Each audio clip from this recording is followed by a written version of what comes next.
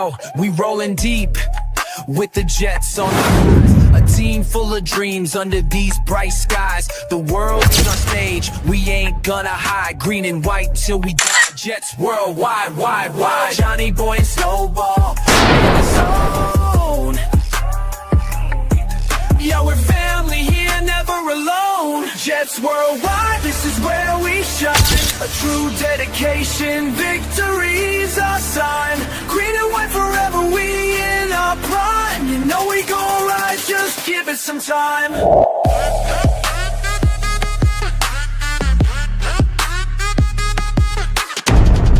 2025, hear the crowd going wild. You know we spittin' truth, nothing but style.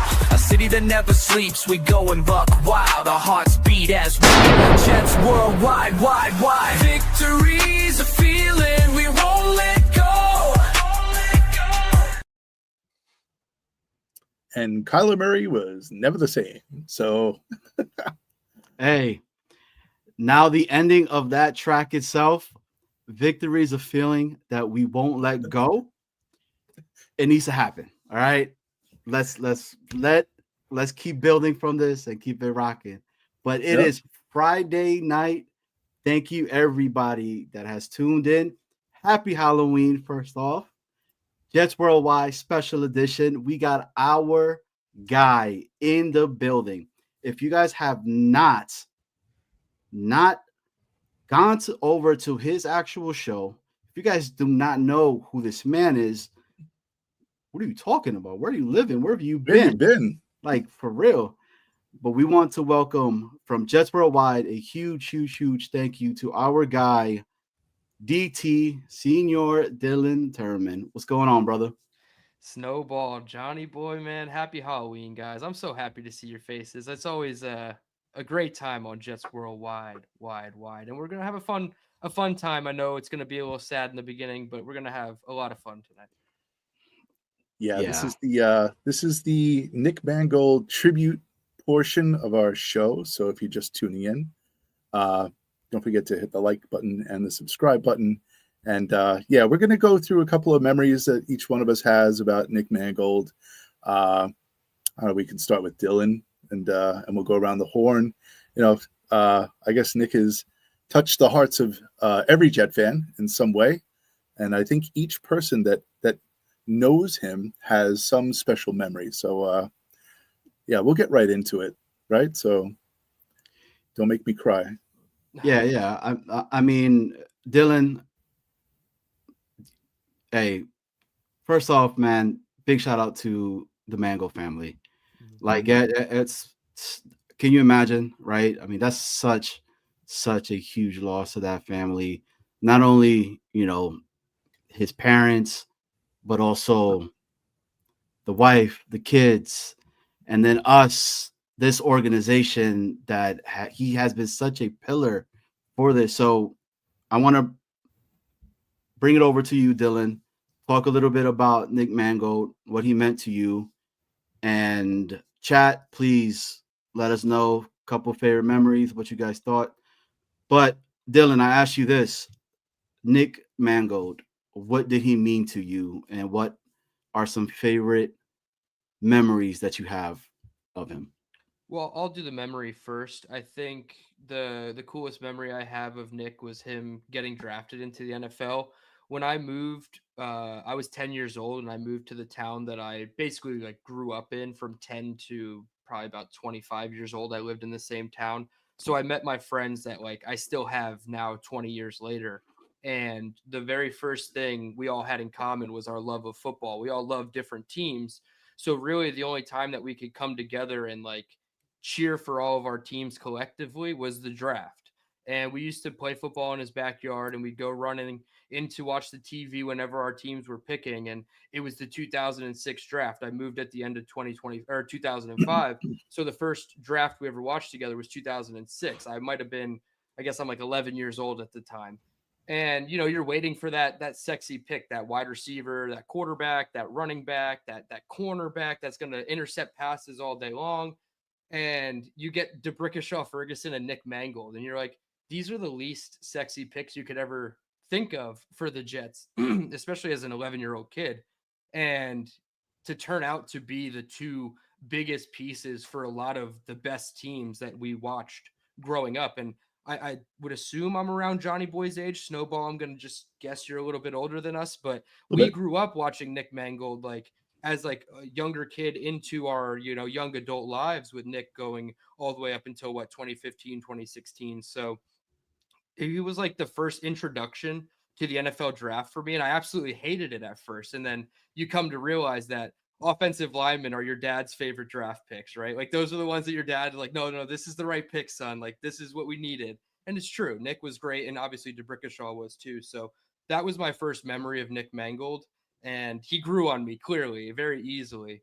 But what he meant as a Jet, I kind of talked about this with Jake on our Thursday show last night. He was the perfect embodiment of a Jet on and off the field in terms of like being a great ambassador for the team. And we look at a lot of players like that were easy to root for. I always think of like Bilal Powell, somebody who wasn't necessarily a great in terms of stats and accolades, but they embodied what it meant to be a Jet and they were easy to root for. Nick was that, but also with the accolades. And he was always a Jet and he had all his accolades here. He wanted to be here from start to finish. And then afterwards also helped. So he was just like twofold the perfect person that you could ever want to root for.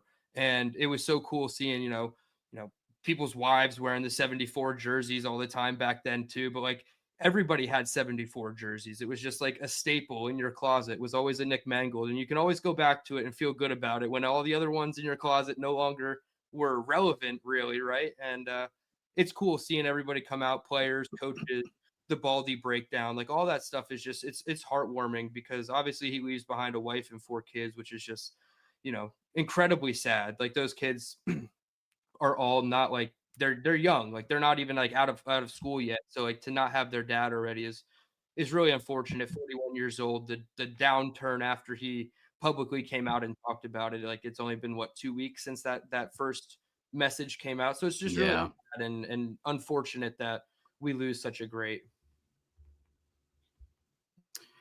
100%, man. You know me, right? I am a trenches guy. Like for me, that's the sexy pick.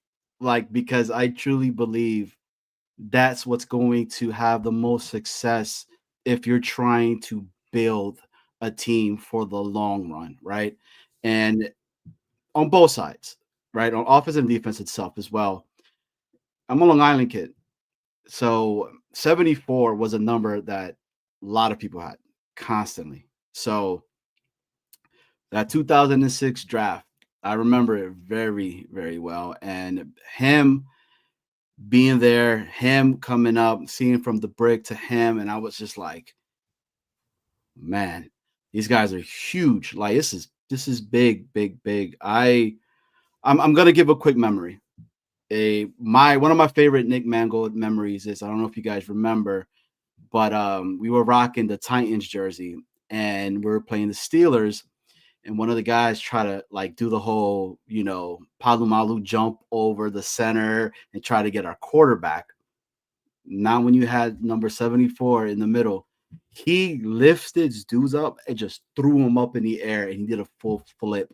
It was amazing, right? So Nick Mangold as the player, he was not messing around. And he commanded so much, like, there was a reason why he was the captain, right? He commanded so much respect. And not only did he get respect from his teammates, but he also got respect from a lot of the older Jets, right? The Jets that would come around, like your Wayne, right? Mark, Klecko, all these other guys that are up there where, you know, eventually they would hang his name in the Raptors and whatnot. And they all respected this guy because he was a Jet. But to me, man, Nick, I have to say that he was more than a football player, right? He was a son. He was a brother, a husband, a father, and just an overall good person, man. And it's a tough loss. It's a very tough loss, man. When I saw that Sunday morning when they announced it right before the game itself, it was hard. It was hard to see that. You just started seeing the entire organization rally around the Mangold household because they need it, you know. And one of the big clips that I think got to me was the Willie Colon one. Everybody talks about the Rex Ryan one and everything, you know, and this is the reason why you love Rex, because he wears it, right? He wears it literally, like you see it. And but seeing Willie Colon talk about, like, you know, I was really injured, really bad, and Nick was the guy that would be like, hey, just I got your back. I promise you're not going to look bad. And this is a guy that has Super Bowl rings, and he's looking at this other young buck right next to him and everything. And he's like, yo, I got you. No worry. So for me, man, I want to say this real quick, and then I'm going to pass it over to my guy, Snowball, is Olu Fashanu currently has number 74. It would be such a huge, huge and amazing thing for him to say, I don't want to wear this 74 anymore. I want to give it up, right? Because just like number 80, nobody wears it. Just retire it, right? 74 needs to be retired, and nobody should ever be able to put that number on there again. So rest in power, Nicholas Mangold. Hey, man, you got a fan here for life. So, Snowball? Yeah, I was I was a little bit older when Nick Mangold was drafted. It was 2006. I had my kids. My son was 3, my daughter was 2, and I can remember them getting drafted, Rick and Nick, and that summer we had a training camp at Hofstra, so we went every year, and I wanted to see the new guys, so I brought the kids, and they had the rides and whatever and the things for the kids to play in, and we watched practice. I mean, it's tough with the 2 little ones, right? But like, we were there. Afterwards, all the players came to the fence, and Nick Mangold was on the fence, and he was just kind of like standing there by himself, and I came over and I was like, hey, do you mind taking a picture with my kids? And he's like, sir, I'd be honored, right? I'm like, sir? I'm like, okay. Like, and he's like, I call everyone sir. So I was like, okay. It was rookie Nick Mangold. And my kids stood in front of him, and they were not like nowhere near the top of the fence. And his hips were at the fence. That picture is somewhere. I have to find it. Like, I was looking for it. It's on a Google Drive somewhere. But that's memory number 1. Like, just him being so like accommodating to people. Even in rookie year, he was just like trying to please everybody. I remember we walked away, and like people were walking over, and he was standing for pictures and signing stuff right away. It was really a really nice memory of him. And then maybe about 8 years later, maybe it was 8 years, 7 or 8 years later, we're at Disney, and we're at Animal Kingdom, and he's walking towards us on the bridge at Animal Kingdom, and my wife goes, "Isn't that New York Jets player?" And I said, "Oh my God!" I go, "That's Nick Mangold." And she goes, "Oh, he's so cute. He has a stuffed animal on his chest, like strapped to his chest." And I go, "That's a baby." She's like, "Oh, it was his son." Right? I was like, these are like the things that I didn't bother him. Like, he was on vacation with his family. I left him alone, but there was nobody else around. I guess it was like early into the park or whatever, and they were just having a good time. It's just like, for me, Nick Mangold was he was a stone. Like, he was one of the founding fathers of like the offensive line when it was amazing for the Jets. And he's going to be sorely missed. And I think, Johnny, that was a great idea for Olo to take another number. That's like, that would be such an honor for him to do. That would make him like a hero with the Jets fan base. So, yeah, he will be sorely missed. I feel for his. Dylan, you have no children, right? Children? No children. Yeah. So, Johnny, you have children. Like, could you imagine, like, well, even Dylan, like, just can you imagine not being around? No. Like, and your wife and kids, like, not having you around. It's such a feeling, right? Like, for you not to be there, and that's what his family's going through. And I feel so bad for his wife and kids. But you know that he was looking down on Sunday, and he had a hand in that victory. So 100%. Yeah. So you know, what was it like? Reese's average yards per carry was 7.4. Yes, exactly. Right? 7.4. Like, yeah, isn't that crazy? Like the number just showed up. So unbelievable. Well, yeah, to rush for 254 yards in honor of him. You could also say 2 + 5 is 7, 7.4. Like it's kind of crazy. You know, you rush for 254 yards basically, and the offensive line is the main catalyst. Yeah, crazy. Well, listen, it was nice to go through some memories of Nick Mangold, and I see a lot of hearts pouring out in the chat for Nick. We had planned to do. Well, go ahead. What are you going to say, Johnny? Yeah, DT's real quick. He wants to do something real fast, so yeah, I gotta plug my laptop in. Apparently, the plug that it's plugged into is not working, so I need to just plug my laptop in so I don't leave you guys for good with a dead laptop. So I'll just jump out real quick and hop right back in after the video. Yep. Okay. Right. So you want to introduce what we're doing? Yeah. So real quick, myself and Snowball and everybody in the chat, you know, I feel like this is something that hasn't really been done. And I mean, I know it happened so quick, but I do feel like if this was other NFL players, right, that it would be in every single stadium, right? So like what we want to do really quickly, we are going to take our hats off, and we're actually wanting to go ahead and do a 10-second of silence for our guy, Nick Mangold. So with that being said, we're going to take our hats off, and we are bringing Dylan back in right now. And we're going to do a moment of silence for 10 seconds for our guy, number 74, Nick Mangold.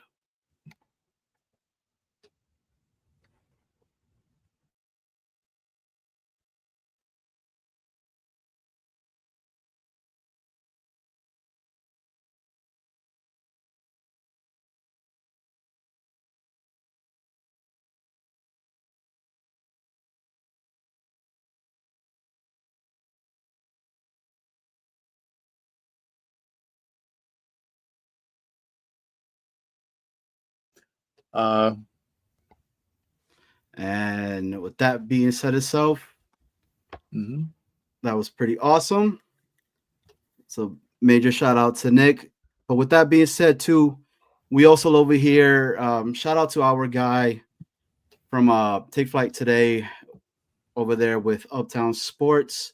Our guy Brent asked him, he went ahead and we did a Nick Mangold tribute that we want to go ahead and showcase. And Dylan hasn't seen it, Noble hasn't seen it, and I haven't seen it. So this will be our first time seeing it all together, and we're going to do that. So guys, enjoy and rest in power, Nick. Appreciate you, man.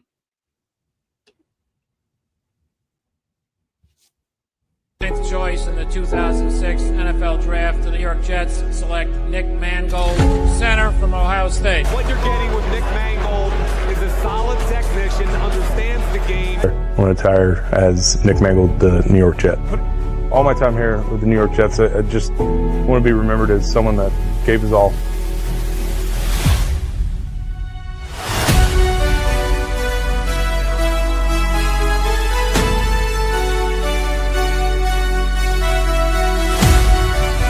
The aura of New York City. Beat your man and we win!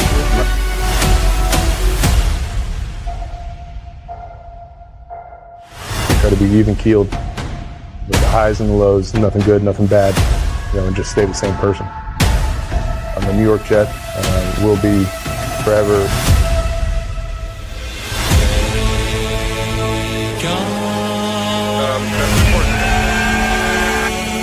And this one's for you. Cheers to the fans. You guys have been with me, supported this team. God bless you all, and go Jets!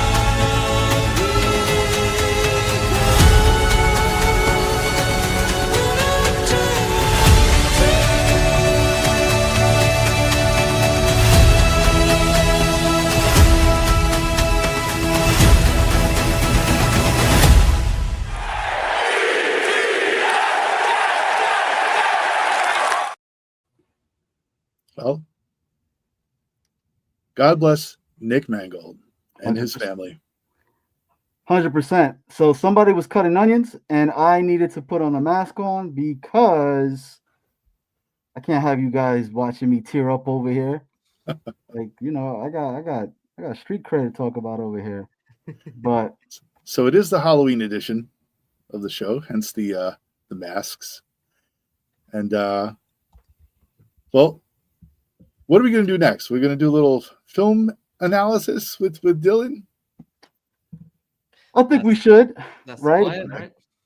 Because we got a dub, guys. Let's talk about it. We got a win. We finally got that giant burden off our back. I honestly last week thought that we were going to kill ourselves amongst the fan base because there were people ripping each other left and right. And how fitting was it to have that guy, Nick Mangold, overlook this team and be able to go ahead and give us this W? We saw that. I said, yo, Dylan, brother, I need you to get on the show, man, and break it down because, again, if you guys have not subbed up to my guy Dylan's YouTube channel, you guys are missing out. The film breakdown that you get as a member of his YouTube show itself, it's second to none. It's awesome, and the way he breaks it down is great. So, all right, Dylan, let's go ahead. So let's get into it, right? So, with that being said, DT, take it away, brother. All right, you got to share my screen. All right, so what I have here, I have 3 clips from the Week 8 game showcasing some of the, I guess, higher level quarterback play, we'll call it, some things that I was really impressed with Justin about.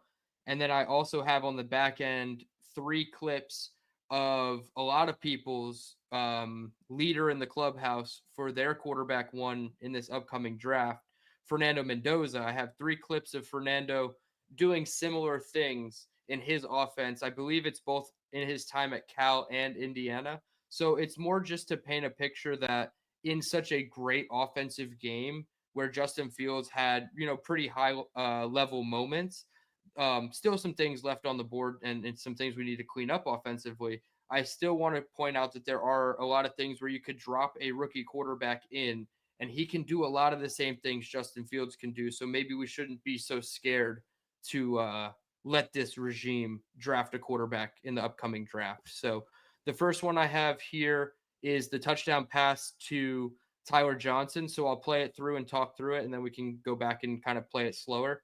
So they come out in 2-by-2. They have 2 tight ends to the left, Ruckert and Taylor. They're going to motion Taylor across to 3-by-1, and they're going to run what's called a spot concept where they have a flat route, a hook sit route, and the deep corner route. And he obviously throws the deep corner route to Tyler Johnson. So pulling it back, what you get is you get the 3-by-1, and you have Mason Taylor running to the flat. You have Johnson in the slot here on the right. If you can see my cursor, he's going to run a corner route. And then you have Alan Lazard, who's going to run a hook route. So you have a low level, an intermediate level, and a high level throw for Justin Fields to read it out. You're obviously going to read it, low to high. So you're reading Mason Taylor to Alan Lazard to Tyler Johnson.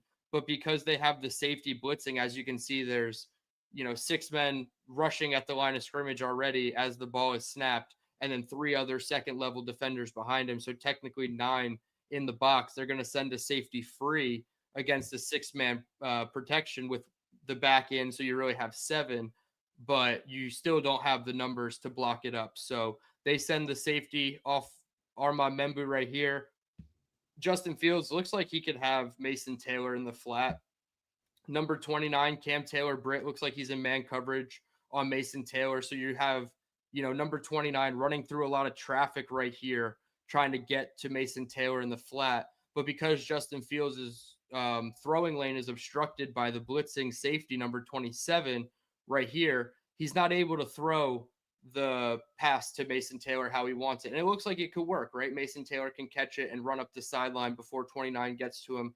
Perhaps that is even a scoring play if he throws it to Mason Taylor. But obviously number 27 here coming free, he's just going to throw it with a ton of anticipation. And anticipatory throws is something that I really love in quarterbacks. When you can throw it to the area where the guy is going to be before he gets out of his break. And clearly Justin Fields is already separating to throw. He's getting low in his stance. He's getting ready to wind up and throw. Now the ball is already, he's separating to throw. Tyler Johnson has no idea, right? Mason Taylor's looking and Alan Lazard is looking, but Tyler Johnson's not looking yet. But Fields is going to put it perfectly on him. He gets hit on release, so he can't even follow through with a full motion mechanics in his arm. Johnson finally turns around, locates the ball, adjusts, and it's a perfect drop in the bucket for a touchdown. You can watch from the back angle, and you'll see just how little room Justin Fields had to really step into his throw. So you'll see you already have 8 in the box right here, and then 27 comes off the left side. Looks like man-to-man after the motion. Boom, right there. His arm's getting hit as he's throwing it, and he's able to put it in a spot where Tyler Johnson, with what little separation we were able to work with as a receiving core without Garrett Wilson, you find him in the bucket for a touchdown. So I love this. That was the first touchdown of the game for the Jets to make it 17-10. Actually gave us some life because I was really nervous at 17-3, guys. I don't know about you, but at 17-3 after that T. Higgins touchdown, I was like, oh man, like we can't have one of these types of games that we all were anticipating the Bengals doing to us. So this was a really good sign to see from Justin Fields. Yeah, nice play call too by Tanner Engstrand to have everything like in one area for Justin, like easy read, right? Like, not what happened during the play, but and for him to see like all levels in one area, it seemed like it was a nice play design. In your opinion, Dylan, was that quarterback skill, or was that like just just go get it?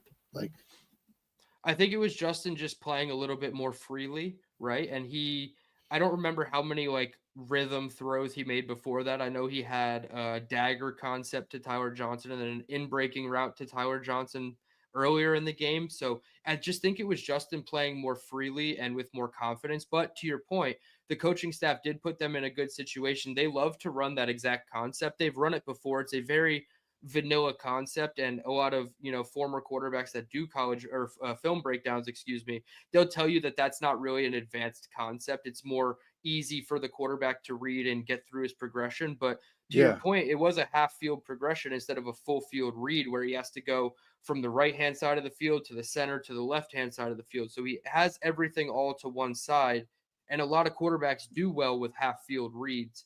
And I think Justin did a really good job there. But it does, show coaching that they got man-to-man on defense. So they had a good concept for a man-to-man look because you're creating a lot of traffic there as well.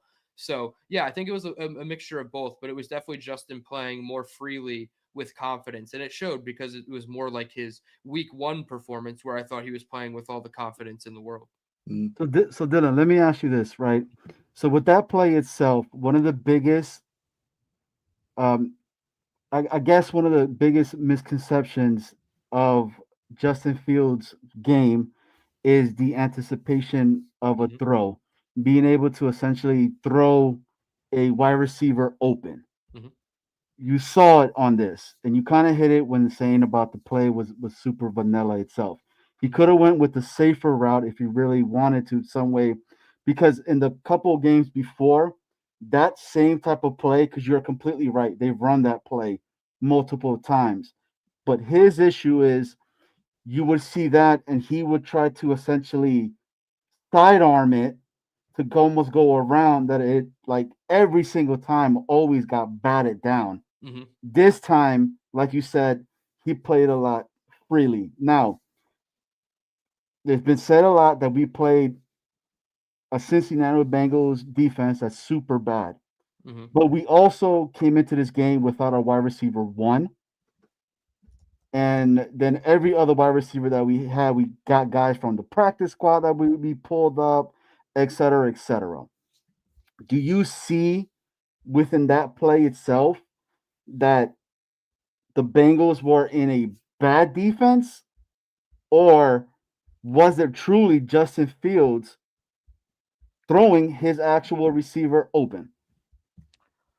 It's probably a little bit of both, right? Like, I'm not going to give the Jets a ton of credit in the world. Again, it was a 4th and 2. I guess I should have prefaced that whole situation. It was 4th and 2. So, like, yeah, you could have, like you said, tried to do the sidearm and try to whip it around.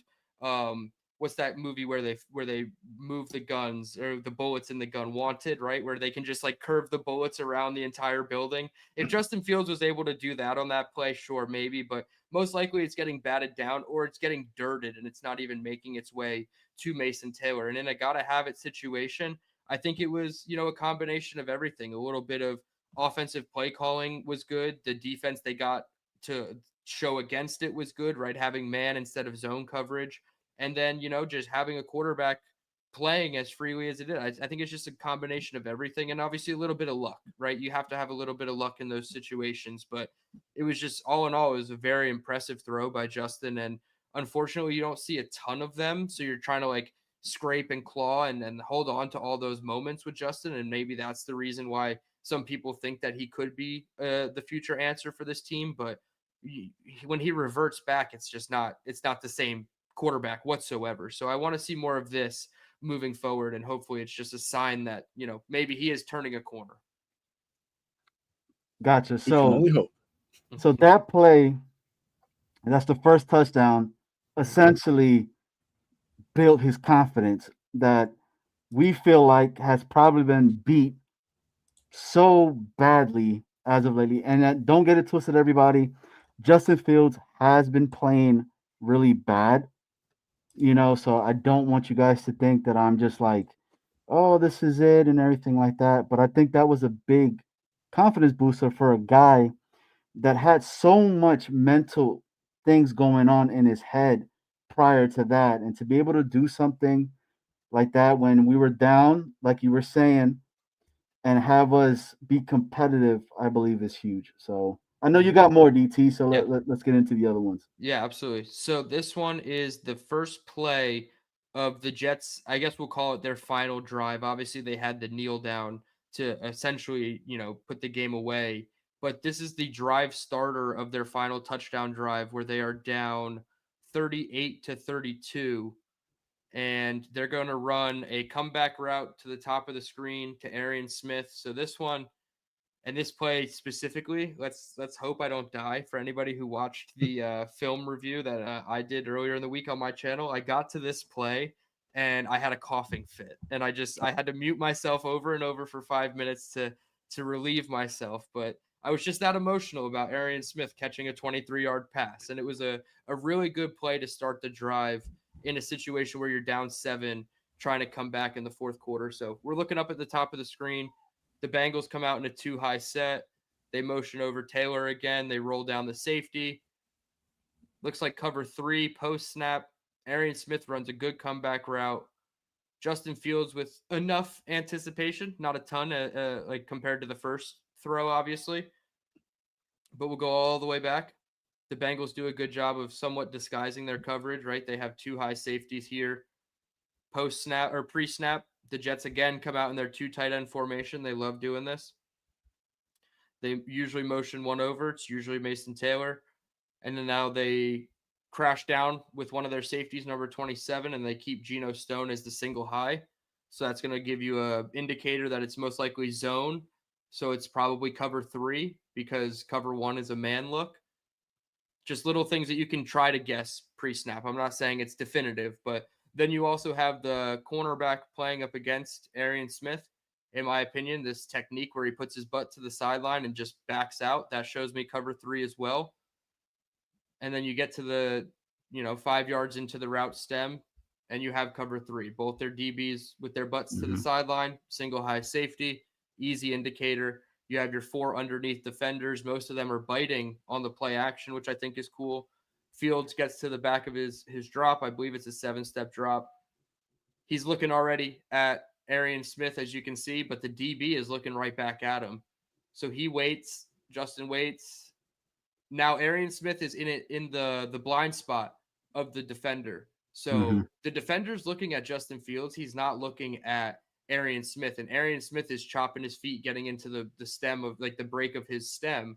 And he's doing a good job of attacking the blind side of the DB because, like I said, there's no way he can see him. So how does he know which way he's traveling? So the DB kind of turns like this, and he uses his left arm to kind of feel right there for Arian Smith, as you can see. But Arian Smith is doing a really good job of changing direction quickly.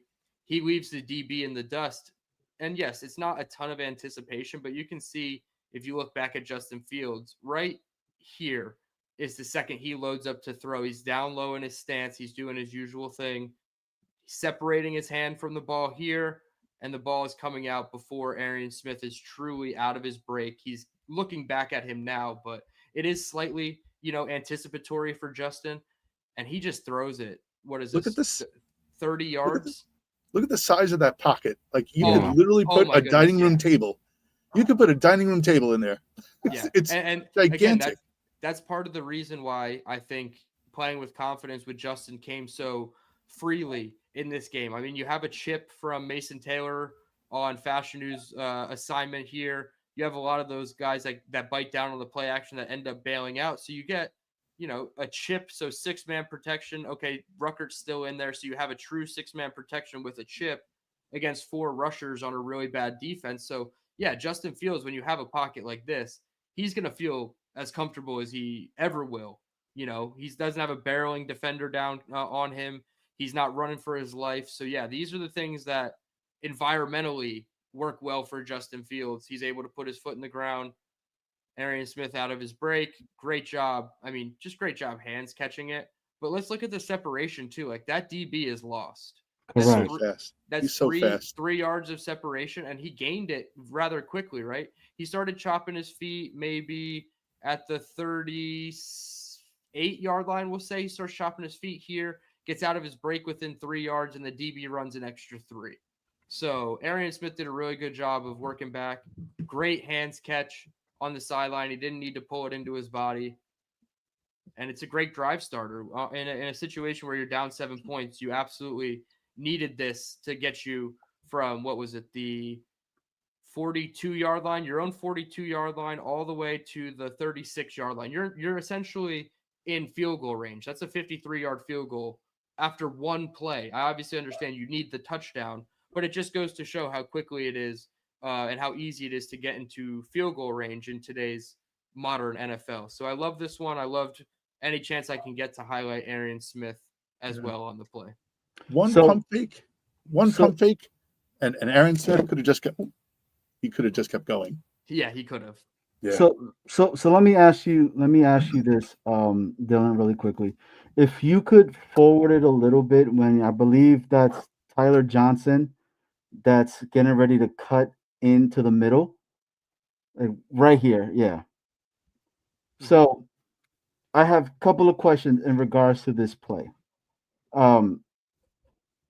Arian Smith, one of his biggest things coming out of Georgia, shout out to the Dogs, was that his route running was not good.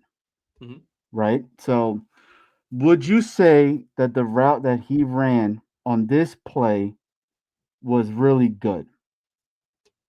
Yeah, I think it shows a little bit more nuance than, a lot of rookies have. Like I said, he was attacking the blind side of the defensive back. So I'm not going to, say a lot of times rookies, they do a lot of things in the playbook by the book, and they don't really freelance a little bit of nuance here or there to gain an advantage. And perhaps this is a situation, and I don't know, where maybe he went a couple extra yards quicker in his stem, or a couple yards shorter in his stem, because he understood that he was in the blind spot of the DB, and he knew that. So there's always that little bit of nuance, but I see this type of route, and I can never, I don't know, you have to give him credit. Like, you can never take it away from him. He ran everything perfectly. He gained tons of separation at the top. Like I said, this is 3 yards, 2.5 yards of separation. That is NFL open by everybody's standards. And then by the time he actually catches it, there's no contested catch. There's no chance for the DB to get his hand in there and break it up. So he did everything right on this play. And I've been kind of, advocating that I think with better quarterback play, we'll see more of this. If somebody can just like see the field a little bit better than Justin Fields has through the first 8 games, I really think that Arian Smith could be a dynamic piece in this offense. So I wanted to ask about, because when I see this play and the way you're slowing it down, yes, the play by Arian Smith was good, but potentially, let's just say he does not go to Arian Smith and he goes to Tyler Johnson, that it looks like there's a giant lane, a throwing lane for him to be able to throw for Justin Fields. If you see it when he's trying to cut through the middle. Right here, yeah. So when I see that, could he have gone potentially there? And the reason I'm asking this, because I see 2 good routes being ran by 2 wide receivers, where before you weren't seeing that. You were seeing guys run into each other essentially, or run the route and start crossing each other. This one to me looks a lot like he has more options that could have potentially either gone to, I think that's Tyler Johnson, if I'm not mistaken. Yeah, that is. Yep. And if he throws him on a rope, he could probably take that to the house at that point. So I'm asking. I would say that he's the 3rd or 4th progression. Okay. So you're asking Justin Fields probably to do a little bit more than he's I guess shown he's capable of doing consistently, I guess. So number 1 obviously is Reed, because he saw one-on-one to the top. I'm assuming he maybe had like an alert tag where it's like, okay, if I see one-on-one to the top, I'm going to look at that first. Because based on the other routes to that side, you have Brees Hall running a flat route out of the backfield, and then Mason Taylor running like a little hook sit where they drop pretty far back into their zones, right? Like Mason Taylor is technically open too. So you have 3 guys that are open on your route. So it's also good, play calling, by Engstrand against the coverage that the Bengals are showing you. Maybe that's something where it's like, hey, on our first downs throughout the game, when we've passed it, they've come out and cover 3. So let's throw a cover 3 beater in there, and they work one-on-one to the top of the field. But I feel like you're asking Justin Fields probably to do a lot to play fake, look off Arian Smith, like say, nah, I want to turn that down. Look at Mason Taylor and turn that down, and then come all the way back to Tyler Johnson. So like theoretically you could do it, but I feel like given the parameters of the play and just how big the pocket is and everything like that, the timing of the play, it would always make sense to look at the top of the screen first. But I think it does just go to show that Tanner Engstrand does a good job of getting people open in scenarios where normally Jets receivers aren't getting open. And that was my point. So this was a really call from the OC, which is Tanner, to do something in regards to that, because you weren't seeing that. I mean, you were and you weren't, because I don't feel like Justin Fields was having that confidence that you're seeing in this. Like, he was playing like, hey man, I'm playing lights out right now. Like like this has to work. So okay, cool, man. So that answers it for me. Snowball, your thoughts on that? Everybody's open. We should just play this. We run this play every time. That's it. Just, we will win ultimately every game. Just run this play, because look, 1, 2, 3. You have 3 open receivers and 1 coming open in like 0.2 seconds, and Justin can just throw it to anybody. So we're done. Yep. Moving on to the next play. when all these things are happening right for the Jets offense, it's actually fun. I mean, and I don't want to say Woody was right, but like when the offense is clicking, it actually looks pretty good. And it looks like an NFL offense in the year of 2025. Exactly. So this one here, we have a red zone route. We have, I guess it's technically 12 personnel, but it's really 21 personnel because it's Andrew Beck and Isaiah Davis here to the right side. You have a stack with Tyler Johnson and Alan Lazard and Jeremy Ruckert attached to the top of the screen. Justin Fields is going to do a great job. He looks down to the bottom of the screen first as his first two reads in the progression, and then he comes to the middle for a third read. I forget if it's Beck or Ruckert. And then he comes all the way back to the left side of the field. So full read progression for Justin Fields, and he finds Isaiah Davis, who does a really good job in route running coming out of the backfield. So we'll play it, and then we'll talk about it. You have 3-by-1. They motion Beck out. They run like a little screen. Yeah, it's like a little fake screen post to Alan Lazard. And I think maybe you could say Alan Lazard was open. But he does a great job getting all the way back to his read of Isaiah Davis. So he fakes. I guess it's kind of like play action. Maybe I don't even think it's RPO really, because you have Tyler Johnson running that screen route to the bottom. Lazard and Beck would be your pseudo blockers out in front. He doesn't like the numbers because, and this is a good play by Justin turning it down, in my opinion, because you only have 3 white jerseys, and theoretically you have 4 with this defender at the hash line coming over. You have 4 over 3. 4 over 3 is obviously not good math. So you're going to look away from that. And they have, essentially it's one high coverage, but that guy's leaning so far to the 3 receiver side that right here, it's basically playing like a 0 coverage look because he's so focused over there on Tyler Johnson's side of the field. You have Ruckert breaking out at the top of the line of scrimmage, but he's seeing right now what looks like a double coverage, but obviously 44 is going to stick with him in this coverage system. So now this is where I kind of get on Justin, right? Because I think it could have been a touchdown.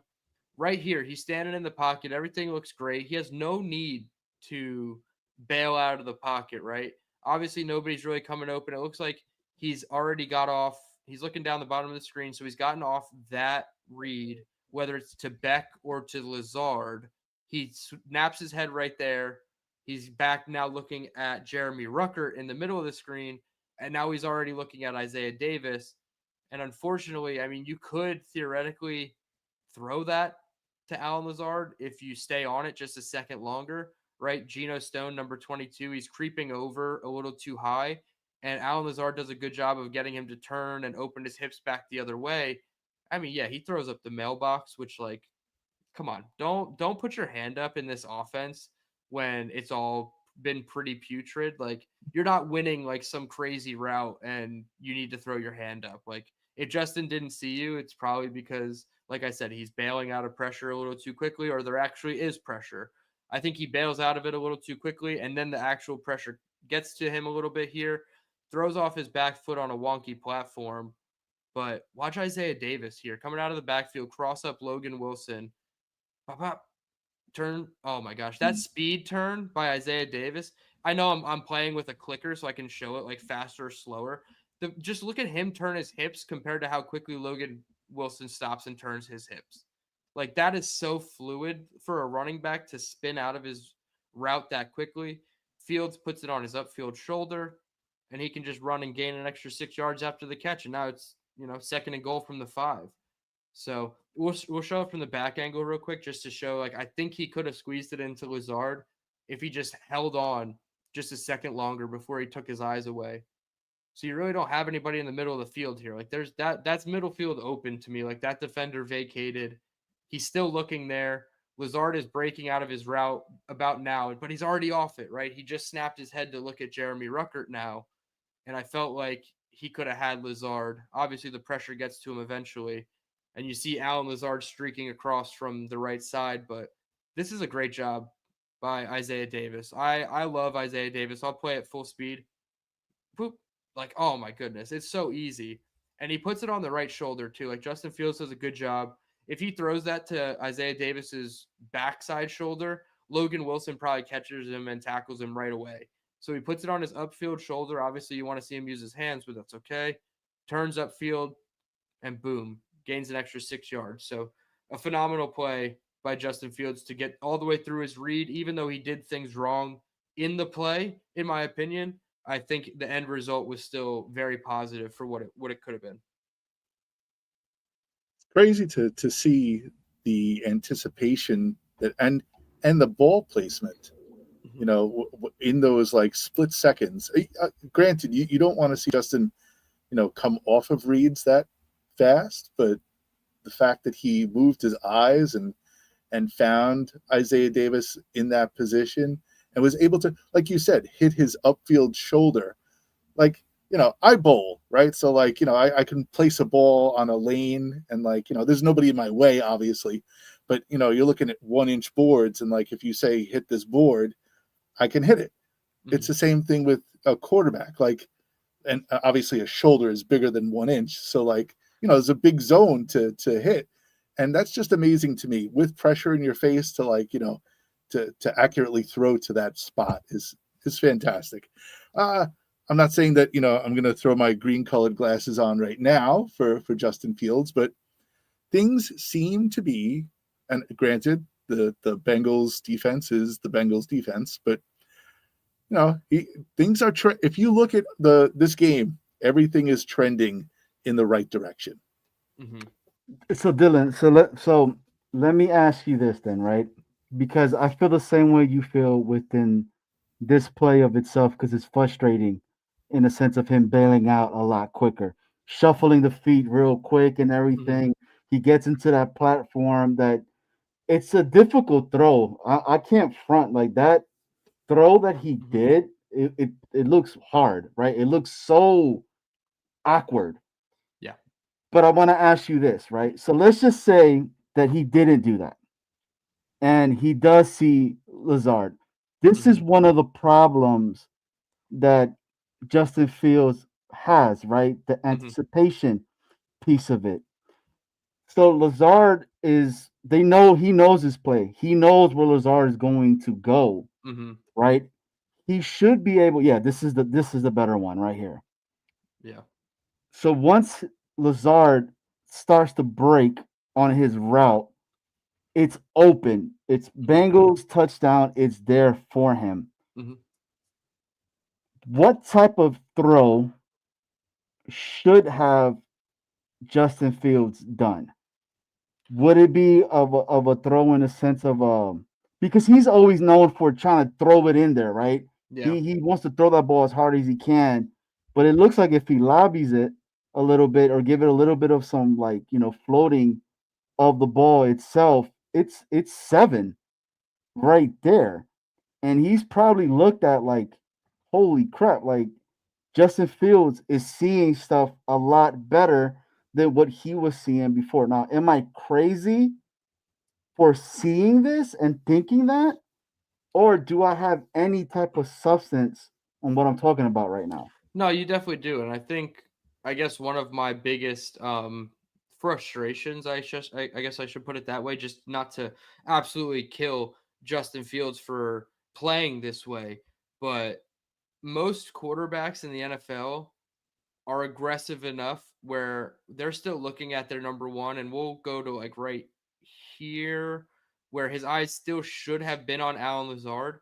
The fact that I kind of explained, like, you have no help all on this side of the field. Yeah. The only guy that's ever going to pick the ball off is right here if you put it in a spot where you're leading Allen Lazard, and his hips are turning away from Justin Fields, right? Like, he's already opening and widening to the sideline. So in reality, I would have loved to see Justin Fields not necessarily like lob one, but throw one with like a little bit of like a feathering to that right hash, because then it would have looked like, essentially it would have looked like what it looked like to Isaiah Davis, where he caught it on his upfield shoulder, but it would have been on Allen Lazard's right shoulder running up the field. And like you said, Snowball, right at that hash line, maybe in between the hash and this little hash here, you probably could have gotten him right here, because this DB, there's no way if the ball's already being thrown, the DB can't turn around and react fast enough. This is his normal reaction speed.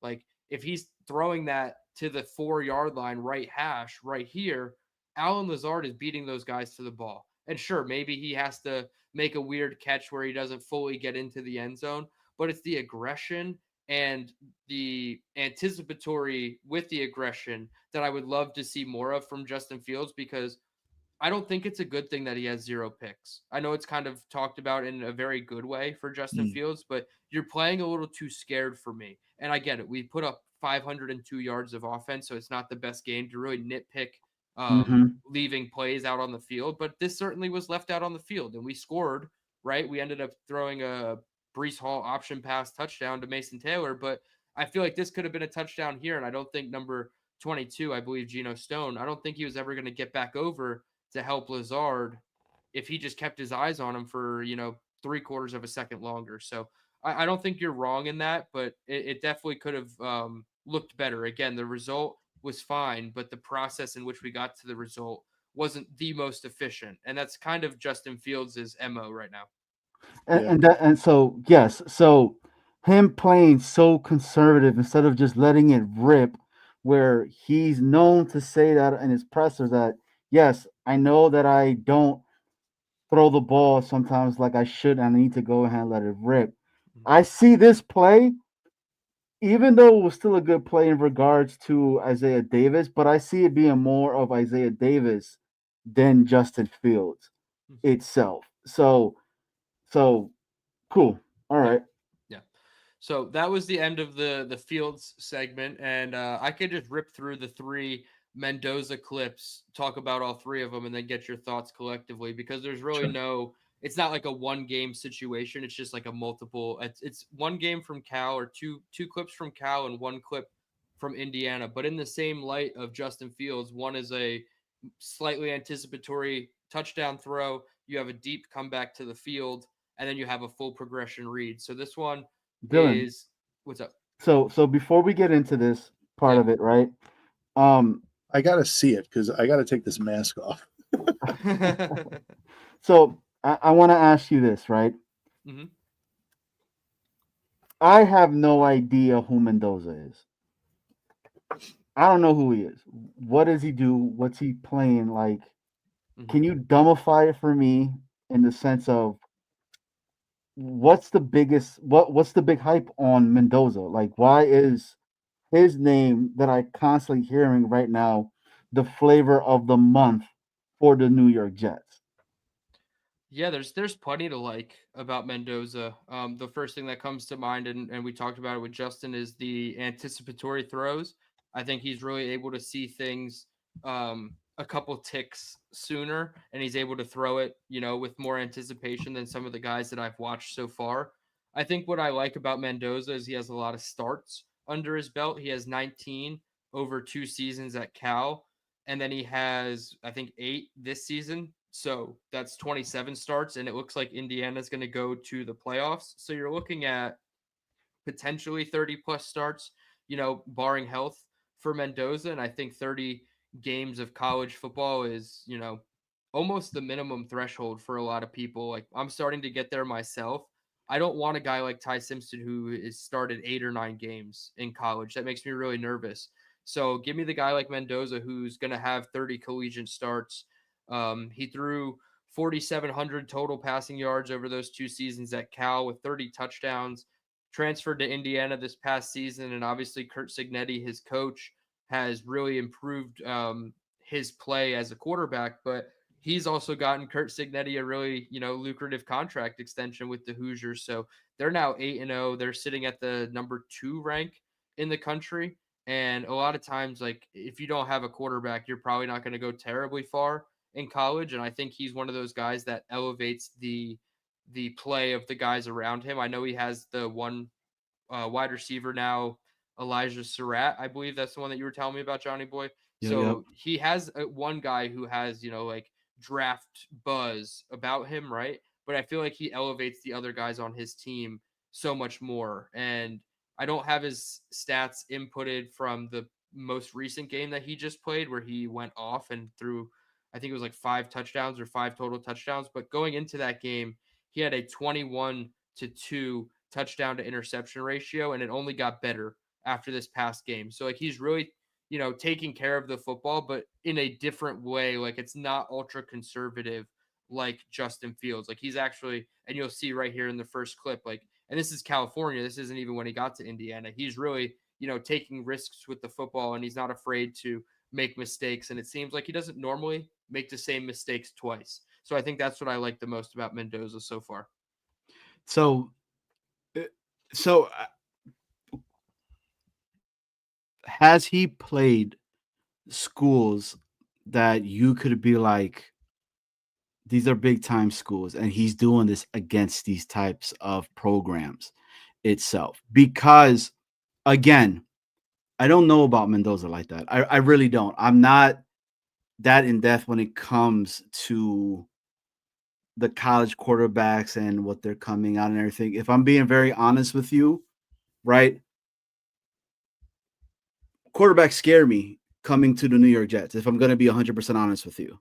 But with the plays that you were showing before and seeing what Tanner is doing, I can see why the quarterback piece of it is something that we need. I mean, yes, we need a quarterback. I'm not going to front. I've always said draft a quarterback every single year. Keep doing it. Look, I'm on the boat right now. Trade for a quarterback that we could potentially get.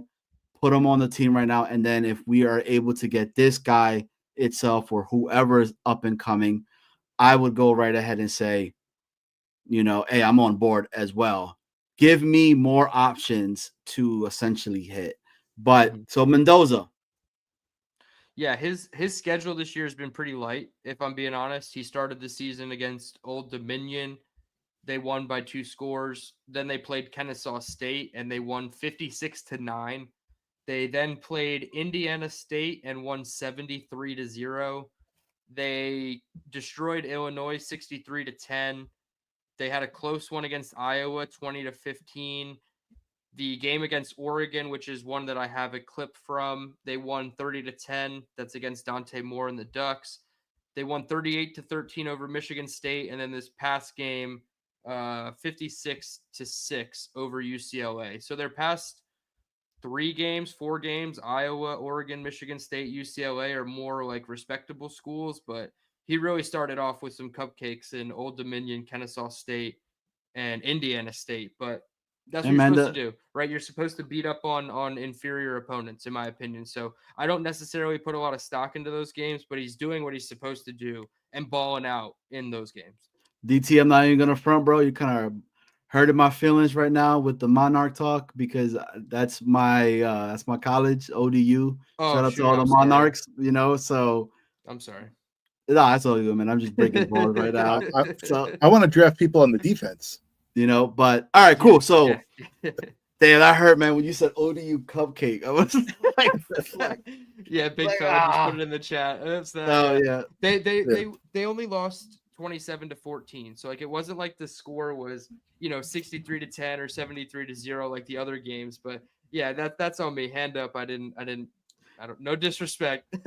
Nah, bro, you good, man. Look, it's a pretty newer football program that they've had in ODU. Back in the day, we were known for our soccer program, not football. But all right, so Mendoza, yes, sir. Keep it going. So right here, we're looking at inside fade, back shoulder pass for a touchdown. So they're already lined up on the right side hash. So he's throwing it to the opposite hash here. We're watching the slot receiver on the left-hand side. They motion out their boundary receiver. It looks like zero pressure, right? So it's in similar vein of that Justin Fields play to Tyler Johnson, right? Because they have everybody up at the line of scrimmage. These guys have more, they have 8 guys up at the box, but they send just about every single one of them in this blitz. So it's basically, cover 0, engage 8. For those who play Madden, you just have one-on-one across the board. So Mendoza already realizes this because of everything that he's seeing pre-snap, right? All those guys up at the line of scrimmage kind of tells him this is going to be an all-out blitz, and I have to prepare as such. So he looks to the side where he has 2 routes. He does a really good job. They block it up in the right way, so he gets the protection set, or the offensive line gets the protection set.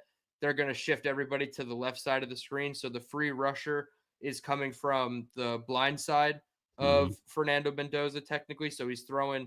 Usually you want to have the free rusher on the side that you're throwing. But if you have a guy like Mendoza, who's a quick processor and will throw with anticipation, he'll get this ball out way before that defender even gets to him, right? Justin Fields on that touchdown pass, the defender hit him in his follow through, but this time he throws it way before the defender gets there. And look at the separation. None of his guys are, open by any stretch of the mean. Like the guy up top is getting clamped. The guys down the bottom, they're even, tighter coverage. But you look at when he releases this ball right here, he's separating to throw. He's getting in his stance, his left foot. He could probably get a little bit more of his cleats in the ground to get more drive on this pass, but he still lofts it up in such a good area where now finally his receiver turns his head around. The ball gets there. Great back shoulder pass, like perfect ball placement from Mendoza. So not only does he understand coverages and how to attack it, he also knows that in that situation where the defender's putting his back to him, you want to throw it behind your guy as like a more of a back shoulder as opposed to leading him, because the defender is looking towards, the back of the end zone, right? Or, through his guy. So he's not looking backwards. So the best place to put it is when his guy turns around, can locate it, stop short, and go grab it. So I love this from Mendoza. Anticipation, ball placement, pre-snap diagnosis, just, pretty much everything all in one. And like I said, this is his time at Cal in 2024. So it's not even like, I guess, the best version of him or the most polished version. Like, this is such a nice throw. That's so nasty, bro. He knows where he's going with his throw, right? So he's lined up on the hash mark. And when he gets to the back of his drop, he kind of feathers it because he knows he's got 8 people bearing down on him, but they got it blocked up to his left, our right. So they're going to immediately, he looks, he catches it, but look where he stops the back of his drop. He's not on the hash mark anymore. He kind of feathered his backdrop or his back step into his left, our right, because he knows that's where the protection is. So he's going away from that free rusher off the right tackle. Great form. Like I said, maybe you could put all your cleats in the ground and throw with a little bit more drive, but this is the type of throw you don't need that. You're not zipping it in there. You're just putting it right in the bucket. So just like Fields, if you can see it and react to it quick enough, I think Mendoza can be really special. So I love that play. Ooh, that play right there, dude. That's nasty, bro. He puts it in a place where he's given his wide receiver a chance. Yes. And that's okay. All right, man. So Dylan, you're essentially telling us that we could pick Justin Fields up and put him down and take Fernando Mendoza and just pocket him right in there, and you'll get the same result. Yeah, honestly, if not better.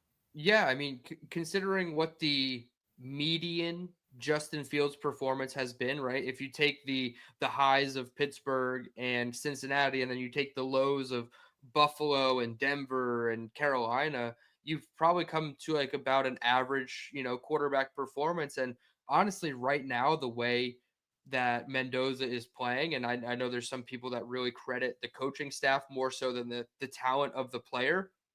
I don't think you could necessarily coach up that stuff, like the stuff between the ears. Like, yes, coaching helps you with that, but it's also more of like a natural thing. Like physical abilities and stuff like that is also a natural thing, right? How fast you can run, how high you can jump, but mental acumen for football, yes, you can teach it over time, but some people will just have it way more. Their field awareness, their ability to diagnose. Like, if you're a quarterback and you can't diagnose, you kind of see right away. Mendoza just does such a good job. So obviously he would need to be coached up and be NFL ready. But I think that the results of could Fernando Mendoza lead us to 1-7? Probably. You know what I mean? Like, I think it could look, the same as a results base, but like individual plays and drives, like, does he get us that 8-yard out route to Garrett Wilson to get us into field goal range against Denver? Probably. Like, I think he can do those things. So it's like, it's just a matter of him not being afraid to be aggressive. And that comes with confidence. And I think he's playing with a ton of it right now under Kurt. So 2 questions. Mm-hmm.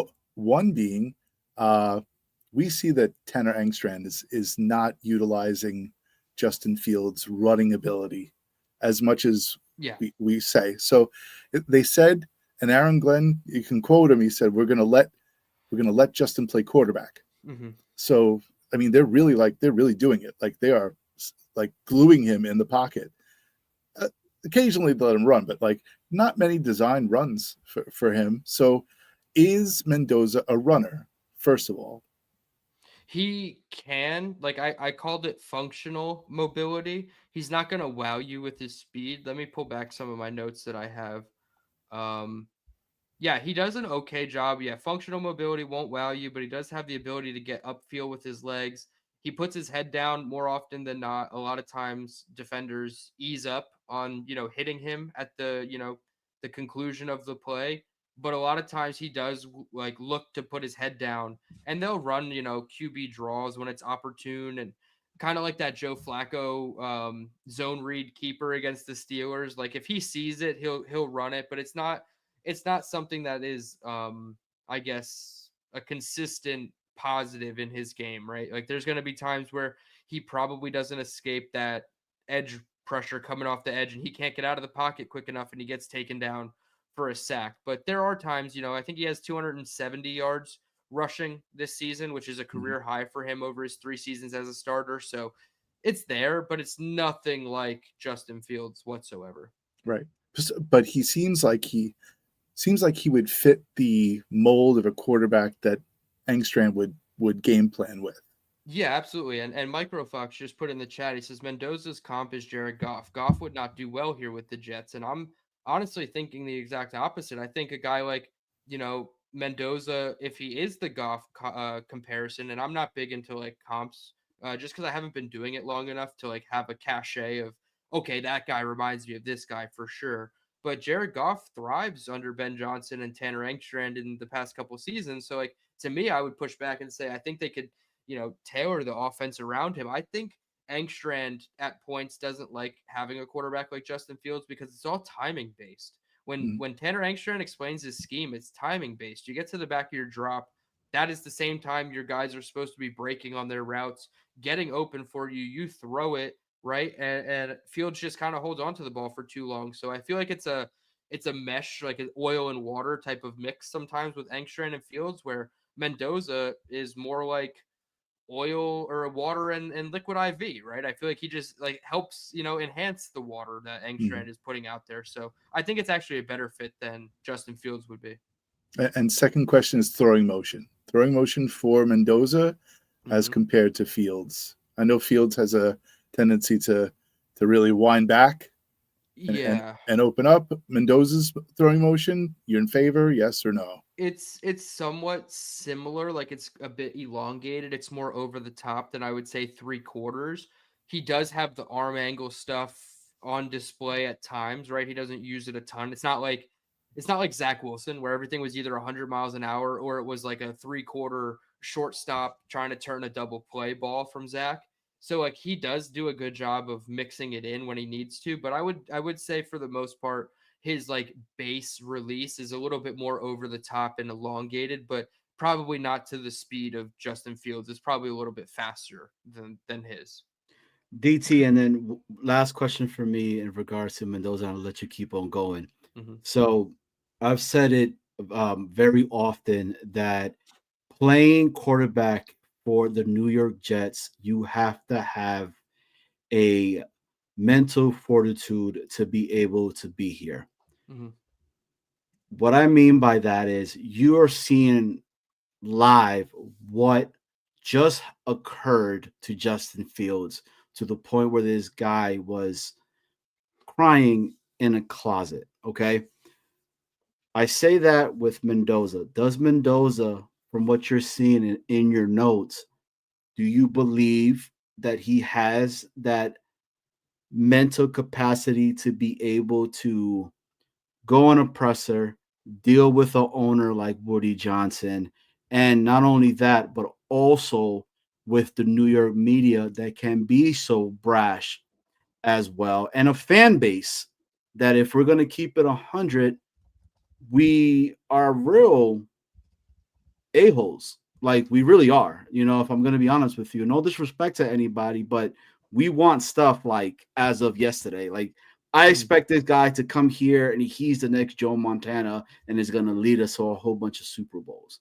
So I know it's a lot on what I just asked you, but your thoughts in regards to Mendoza's mental space. I mean, I think everything that I've seen, clipped out on social media has been great. I always get selfish, and I hope that, more of the top quarterbacks declare for the Senior Bowl so that I do have the opportunity to interview them one-on-one between practices when I go down. So I would love to see if Mendoza does accept an invite and go down, because I would like to talk to him about that type of stuff, especially the quarterbacks. But he did talk, I think it was last week, about how he doesn't have social media and he lets his social media team handle that. So, I mean, I like that aspect where he can shut out the outside noise. Everything, right? Like these guys, especially in the last seasons of their college careers, they're going to say all the right things, right? Mhm. Like we fell for Malachi Corley, ended up not being a good, I guess, locker room fit or just like team fit overall. But I would guess I would just have to say that everybody right now looks like they can handle it. What happens when you get here is completely different. But I think on the surface, Mendoza has showed that he has tough skin. He has the ability to shut out the outside noise and, just go in and do his job. So for right now, I would say, yeah, he does a good job of it, but I can't, speak to it for sure. So if you could ask him when you go down, if his owner publicly called him out, if he would tell him to F off or go in the closet, which one would he choose? So inquiring minds want to know. So when you record that, please let us know first. Maybe we could second premiere it. You can premiere it on your channel first, and then we'll second the premiere out here. And Absolutely. Just as a reminder, if you are watching right now and you just tuned in, please hit the like button. And if you like what you're hearing, please hit the subscribe button as well. Dylan's not here every week, but when he is, he makes us look so much better. So keep going. I mean, look, you got shout out to Macho Talk Sports. Not familiar with Mendoza, but Dylan is making me fall in love with the kid. Great analysis, bro. And shout out to everybody that's here. Yes, just like Snowball said, please hit the like, hit the sub button itself as well. Shout out to the big fella, Jeffrey, an ironic fly guy. I mean, we even got Dylan in the actual chat itself. Leany, Genergy, Wild Wave, the big fella, our favorite heel, other than Allen, of course. Modine's in the building as well. So, but yeah, so DT. Yeah, keep Wild going, Wave, man. Not a fan though. Wild Wave. He is not. He's made for New York. Seems like a sissy to me. We need someone with swag, like Johnny Boy. I was gonna say we need to draft Wild Wave if we want swag. Apparently, and shout out to Florida Phil. Our guy Mike Dees is inside of here as well. So, what is this? What is this next play that I see here? I just see a whole bunch of big people on the floor right now. So this was I believe this is the back end of a turnover or a fourth down stop by Indiana. That's why the defense right now is getting really excited. So it's a quick change situation. So this is the anticipation throw to the top. They're going to throw a comeback route. So this is kind of mirroring more of like that Arian Smith play that we showed earlier, where he just kind of sees it one-on-one and throws it. We'll play it through. So I believe we're looking at the top of the screen. Yeah, he fakes it. Yep. Great anticipation. Literally like mirror play. That was the same damn play. Yeah. So I tried to find plays that were pretty, close to try to, paint a better picture for everybody. So you get 2x2. They're going to fake the handoff. I believe they're bringing 5-man pressure.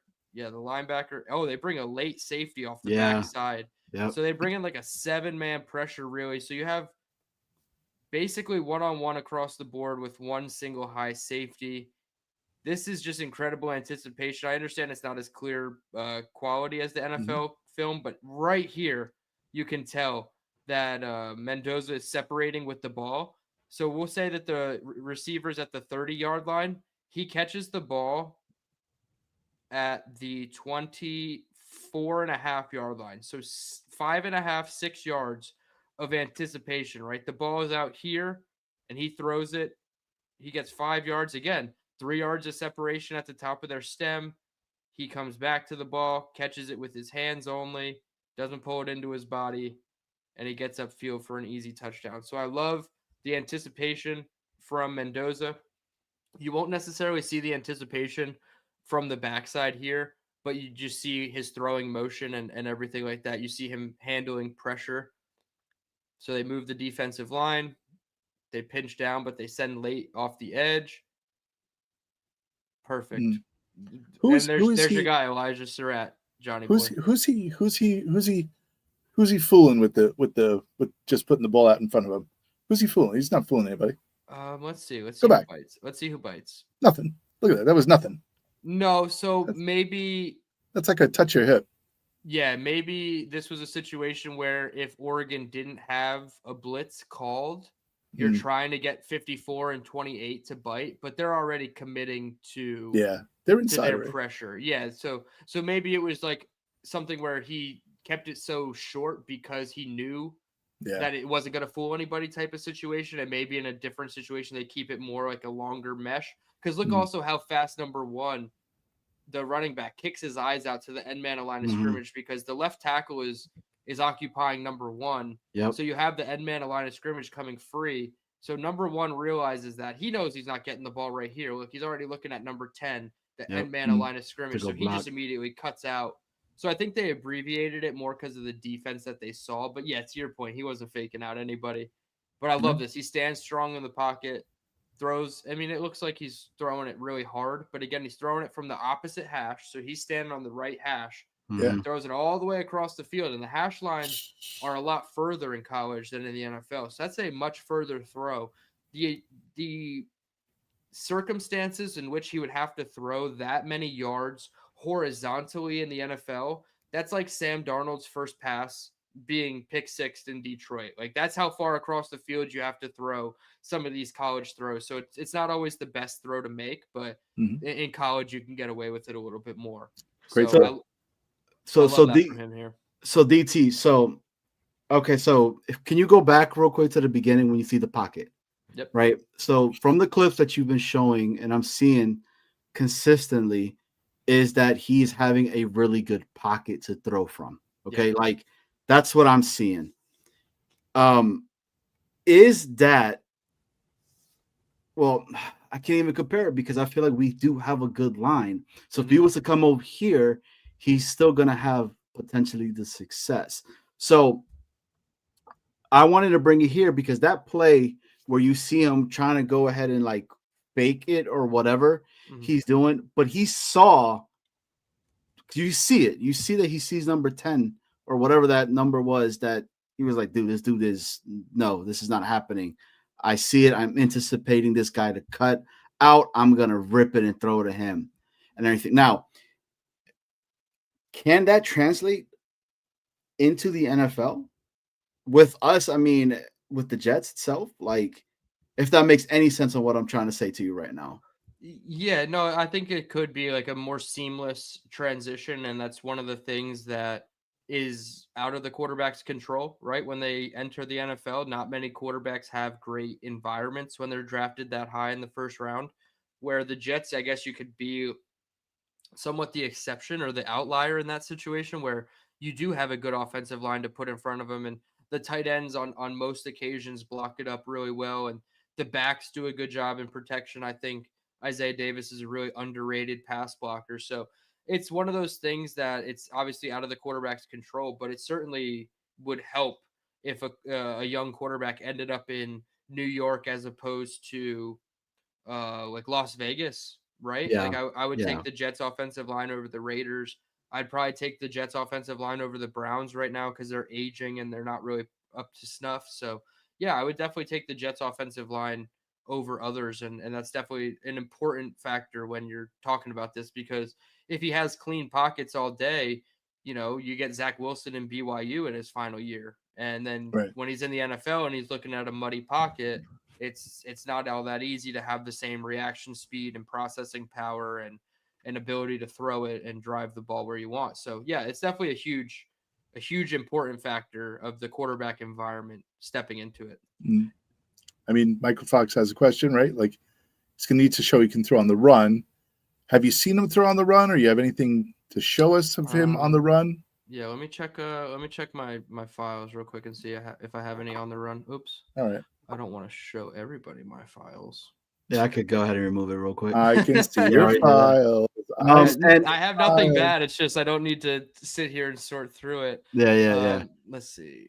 So, again, everybody that's tuning in, thank you guys so much. We are looking at some film for Mendoza that's coming out next year itself. So it's a quarterback that everybody's been talking about. We welcome everybody here. Dylan Tereman right now is breaking it down. If you guys do not know who Dylan is, what are you doing? Go over to his channel, please. And it's his name, literally on the screen. Type it in and go hit that sub. Okay. And he's on the road to 2K subs. But so big shout out to everybody inside the chat itself. We see Jaden came in and big fella, Buzz Nutter. Oh yeah, Buzz Nutter is inside here as well. And Macho does bring something that I will talk a little bit about later on. Macho, if you go back and look at the episode prior to this one, we talk about AVT itself and then how we would want to bring AVT back, but as a potential death piece itself, because we actually do like the line and the way it is. We think, myself and Snowball, we actually like Myers. We think Myers and what he's doing is doing really well. And Tippmann as a right guard, it's looking good as well. So, but anyways, Dylan, bring it back up. Yep, I found the clip, and we'll make this one the last one because I think it's a lot better than the example that I had anyway. So thank you to whoever suggested throwing on the run. Because, Microfox. Microfox, yes, thank you. So again, we're still in Cal. I actually think all three of these have been Cal now. So no Indiana film, but we're looking at the top of the screen. They're running what looks like a 3x1. They're going to motion number 10 out, and he's going to run an out route. And then this number 1 to the top of the screen is going to run a deep corner route. Mendoza's going to step up in the pocket really nice, have the lane to run, and then he's going to take the deep throw for a touchdown instead. So he steps up. He looks like he could run. Oof. Opts to throw it instead, and he puts it right on his guy. So we'll back it up. They bring number 10 in motion. So they're running a single high coverage. So again, it looks like cover 1, cover 3 potentially. And when they motion, they swap the safeties. They rock and roll the safeties. That's one of the terms you could use, rock and roll the safeties. And they switch responsibilities, but you still have cover 3. So again, that same coverage that we saw on that Arian Smith play. DBs have their butts to the sidelines. And I'll slow it down a little bit. Number 6 has his butt to the sideline. This guy has his butt to the sideline. Single high safety. 4 underneath defenders. That shows me cover 3. They're only blitzing 4, and I believe they have 6 in with the back to protect. So they run the speed out with the corner route to the top of the screen, right? Number 10's running that speed out. He's not open. Number 10's not, or the corner route is not open yet. So Mendoza starts to look off of it, but he sees that color kind of flash in his face, right? I think that's the center. He's kind of getting dog walked a little bit, and then the defensive tackle really drives him right here. Like, that's not a good position to be if you're the center. And I know the right guard is coming to help, but Mendoza is also nervous about that. And look at the left tackle. Like, that is a compromised position for 2 of your offensive linemen. So was that last year Jets offensive line? Yeah, this is probably more like 2024, maybe 2023 even. Tyron Smith falling as left guard. Left tackle, right? Seriously, like Morgan Moses is like the only one doing anything. Tippmann's kind of rocky, and AVT's coming over to help, right? So Mendoza does a great job. He sees the pressure. He evades that, right? The defensive tackle right there looks like he's trying to swipe at the ball. Does a great job of holding it. You see him kind of tuck his right shoulder there. He's running upfield, and the line to gain is the 24-yard line, so right where this defensive player is. So this guy's probably going to meet Mendoza and beat him in a one-on-one tackle situation. He knows that. Yeah, but if you look at the top, the DB that's covering the corner route, he's got, he's facing the center of the end zone. He's got to do what we call a speed turn, get all the way back out, and run in phase with that corner route. So he slips. And as Mendoza's realizing he can't run, he's probably seeing that defender slip too. So he just winds up real wonky base. And I love this from quarterbacks when they can throw on a platform like this, where like none of their cleats are in the ground. Like, look, his feet are basically off the ground. It might have like 3 toes in the ground, Nick Shine style. And he hits that corner route with ease. And it's a really great touchdown. Shout out Nick Shine. And it's a really easy touchdown from Mendoza. We'll watch it from the back angle, and then that was Mahomesian. Yeah, absolutely. So, and it doesn't help that he wears number 15, right? Because you immediately want to say, but there, boom, he turns out of it. Oh, baseball style throw. I always think like Derek Jeter throwing to first base, feet off the ground, and great stuff from Mendoza. That play right there is nasty. Another nasty play. That throwing motion that he does there is crazy, bro. Mm-hmm. Like, hey, Snowball, look, man. That play right there. Yeah. That play right there. If you saw the play against the Bengals where Justin Fields does very similar to that, where he's kind of trying to throw, like he jumps up and trying to throw a jump ball, but it looked ugly as anything. Like it just, like, right? Mm-hmm. And I see that, and I'm comparing the two, and I'm like, damn, the arm strength is completely different with Mendoza and Justin Fields itself. Now, I am not crapping on Justin Fields because I still think that there is something with Justin Fields that I'm hoping he could. Again, this guy was supposed to be a bridge with giant upside for him to potentially be something over here with us. All right. But biggest issue with Justin Fields is the consistency part of it. Can he do this type of performance again when it goes against Cleveland in the upcoming game that we're going to play? Right. So, Snowball, my bad. No, I mean, listen, he's making me consider Mendoza. Like I was watching a lot of tape of all the different guys who are like, top prospects and stuff. Mm-hmm. Mendoza was not my top guy, like not my top choice. So, you're turning the wheels a little bit, but like when you get some tape on my guy, the one that I like. Who's that? Who's that? So I'm a Sellers guy. You're selling what? I'm a Sellers. I like Lenora Sellers. Oh, okay. And Dylan's giving me the wide eyes. Like, really? No, I'm giving you the I am in agreement with you eyes. Yeah. I love big Lenora fan. Sellers. Yeah, I'm a big fan of Lenora Sellers. So yeah, I don't have any cut-ups of Lenore's because I did a film breakdown on him in August. So all my film is from 2024. But honestly, what I'd say about Sellers is that the offense right now is not doing him any favors. He's had 9 different offensive line starters, which is most in college right now. So it's like really working against him. But he has so many cool features and tools in his tool belt that I really think, like, if they wanted to continue doing the Justin Fields type of quarterback experiment in this offense, Sellers would be your guy. But again, with the timing based stuff, that's where I get into the issue with Sellers. Yeah. Can he just get to the back of his drop and throw it? I don't know. And I don't see enough evidence of that. But again, how much of that is his current environment? So I don't know. Right. I kind of want for him to go back to school just selfishly to see what he can improve upon, but also because I feel like a lot of these guys are going to get chewed up and spit out in the NFL. So I love Sellers. So I'm not giving you those eyes for negative reasons. Oh, okay. Is Sellers, because you a little bit earlier were saying that you want to have quarterbacks that have had 30 plus games already under their belt. Mm-hmm. Does Sellers have that as well? Mm-hmm.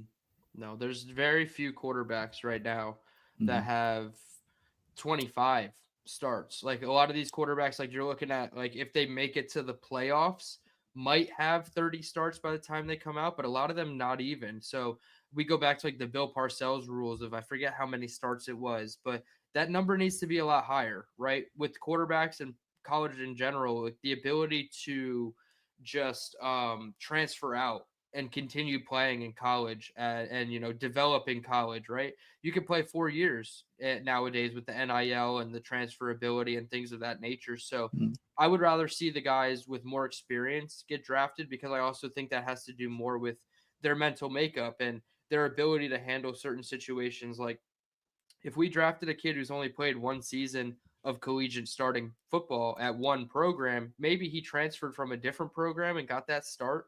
But Mendoza started at Cal for 2 years or a season and a half. He became the starter in his first year, and then he transferred out and immediately became a starter somewhere else. So I've seen it over 2 different programs where it's like, I don't want the NFL to be the first real experience of having to start, you know, and be the guy for 30, 40 plus games, because that's when a lot of these guys have problems. I think of Mitch Trubisky, right? I think he had 12 or 13 starts coming out of North Carolina, and other guys had like 24 in that class. Deshaun Watson had a ton more starts than Mitch Trubisky did. So experience goes into a lot of my evaluation now, because they have the easiest opportunity to get that really healthy experience in college with the new systems that they have in place. Okay. Yeah. So we are liking what we're seeing from Mendoza. So I saw that Daniel Jeremiah put out he put out a podcast in regards to a lot of the quarterbacks, and he is not a fan. And he is saying that he's not a fan. Let me ask you this. I mean, why? What's the reasoning not to be a fan with a lot of this quarterback, or a lot of the quarterbacks that are coming out? Because I see Mendoza. I like what I see from Mendoza. Mhm. You know, I do. But I'm also still on the table of, dude, if we could trade for Will Howard, dude, if we could trade for one of these guys that I would love to have here as a potential of a just in case. Because if I'm being honest with you, man, I'm really worried that we are not going to be at that place that we need to be to get a top quarterback in here. So I don't know. Let me know. So you're saying DJ is not sold on the quarterback class as a whole, really? Is what you're Correct. saying? Yeah, I honestly kind of echo that same thing. Like, as we sit here, right? It's almost November. Tomorrow will be the first day of November. I don't have a clear-cut number one, and I don't think it's necessarily good or bad to have a clear-cut number one at this time in the process. I think there's so much new information that we'll still get about these guys, but it's definitely not looking like the Caleb Williams, Jaden Daniels, Drake May, Bo Nix type of class to me, where we're going to see 6 go in the top 12, and most of those guys hit the ground running and look pretty successful in their first year and a half in the league. It might be more of like, okay, at 14, the 4th quarterback comes off the board, and he might end up being the best one. Like, I know in the Darnold class, it was what, pick 1, 3 was Darnold, 7 was Allen, 10 was Rosen, and there was one more in the big 5 there, I believe. Oh, Lamar Jackson at 32. But it's like they were more spread out, and people had more of their own flavors, right? The Browns liked Darnold up until the last minute, and it seemed like John Dorsey led the change that got them to Baker Mayfield. But I think it's going to be more like that, where everybody has a different choice. So even if the Jets get the 3rd quarterback off the board, maybe it is their number 1 quarterback on the board. So I'm kind of with DJ right now that I'm not in love with it. I'm not going to do the whole, the next year's draft class is just going to be so much better. It's not a guarantee, but I think people have seen so much in this process already that Carson Beck and whoever was the number 1 guy, I think it might have been Lenore Sellers or Cade Klubnik even, like a lot of these guys aren't performing as well as their pre-season stock has indicated. So a lot of things are going to change, but I guess I wouldn't love it either. And it's more of like, okay, I think one of these guys is going to end up being a Jet. So let's find what we can find about these guys instead of, I really love watching all these quarterbacks. I can't wait to go put on more tape of them. Well, DT, I know you got to head out, so we appreciate you coming on to the show. Guys, DT, I'm going to ask you this, right? Mm-hmm. If I want to get some more of this awesome content that you put out here, where can I go? Can you please direct me to that? Because again, I mean, I don't know where to go, right? So and DT, let me know. And access to one of the best spreadsheets of all time. Ooh, yes. So yes, I just put the link in the chat. I have to update that spreadsheet for sure. There's so much more information that I have to add to it. But yeah, at Dylan Tereman, as you see right there on the screen, Johnny Boy just threw it up there. Tons of film breakdowns. I'm at 8 college quarterback film breakdowns. Some were from, the summertime, so 2024 tapes. Some are 2025 tape. I think 5 of those are of this current season's NFL or college tape, excuse me. So at Dylan Tereman, we are on the road to 2K subs, as you can see down here. We just hit, I believe, 1,100. So we're on the grind, right, to 2K. And I'm also the new host of the Believe in Jets podcast. So an audio only version of a lot of my stuff from the YouTube channel is going to be on the Believe in Jets podcast feed, Spotify, Apple Podcasts, iHeartRadio, wherever you get your podcasts, you will find the audio only version of my content. And as always, I appreciate you, Johnny Boy and Snowball, for having me. You guys are awesome. DT, we appreciate you a lot, man. This was awesome. And with that being said again, brother, hey, let's go Jets. Keep up the great work, and we look forward to bringing you back on the show, man. I appreciate it. We cannot lose this week, and I am really excited to enjoy a Sunday of stress-free football. Yes, the point spread is in our favor this week. We will crush the bye week. Don't you That's worry. Right. That's it. Oh, I don't know what happened, but Dylan, appreciate you. There you go. Let's do that. All right, brother. We'll catch up, man. I appreciate y'all. Thanks, Dylan. All right. Well, we got a treat for you guys as well. So no tricks, man.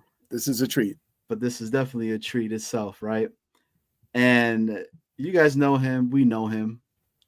I mean, hey, look, there's a reason why he be cooking it up, if you get what I'm trying to say. So it is Halloween. And this is a friend of the show. Awesome guy. If you guys have not been to the Cloverleaf Tavern in Caldwell, New Jersey, and are having this bacon burger that I cannot stop talking about. It is the truth. My man breaks it down to a science. It is amazing. And with that being said, I'm going to bring him right up on over here. Chef Kev, what's going on, brother? Hey, Jets Worldwide. What up, fellas? How y'all doing? What's good? What's good? What's going on, brother? Hey, man, you look good. You look good, bro. It's the best I've ever seen you. Hey, you know. My son, he's a big Five Nights at Freddy fan. So, we gotta get within it or whatever. We did the trick-or-treating earlier. Went to school, around the 2:30 time, saw the little parade joint or whatever. Had fun with that. Did the trick-or-treating thing, and then I had to come back over to the Leaf Man, conduct inventory and everything like that. So, as I'm conducting, I turn on and, every Fridays, I could count on y'all.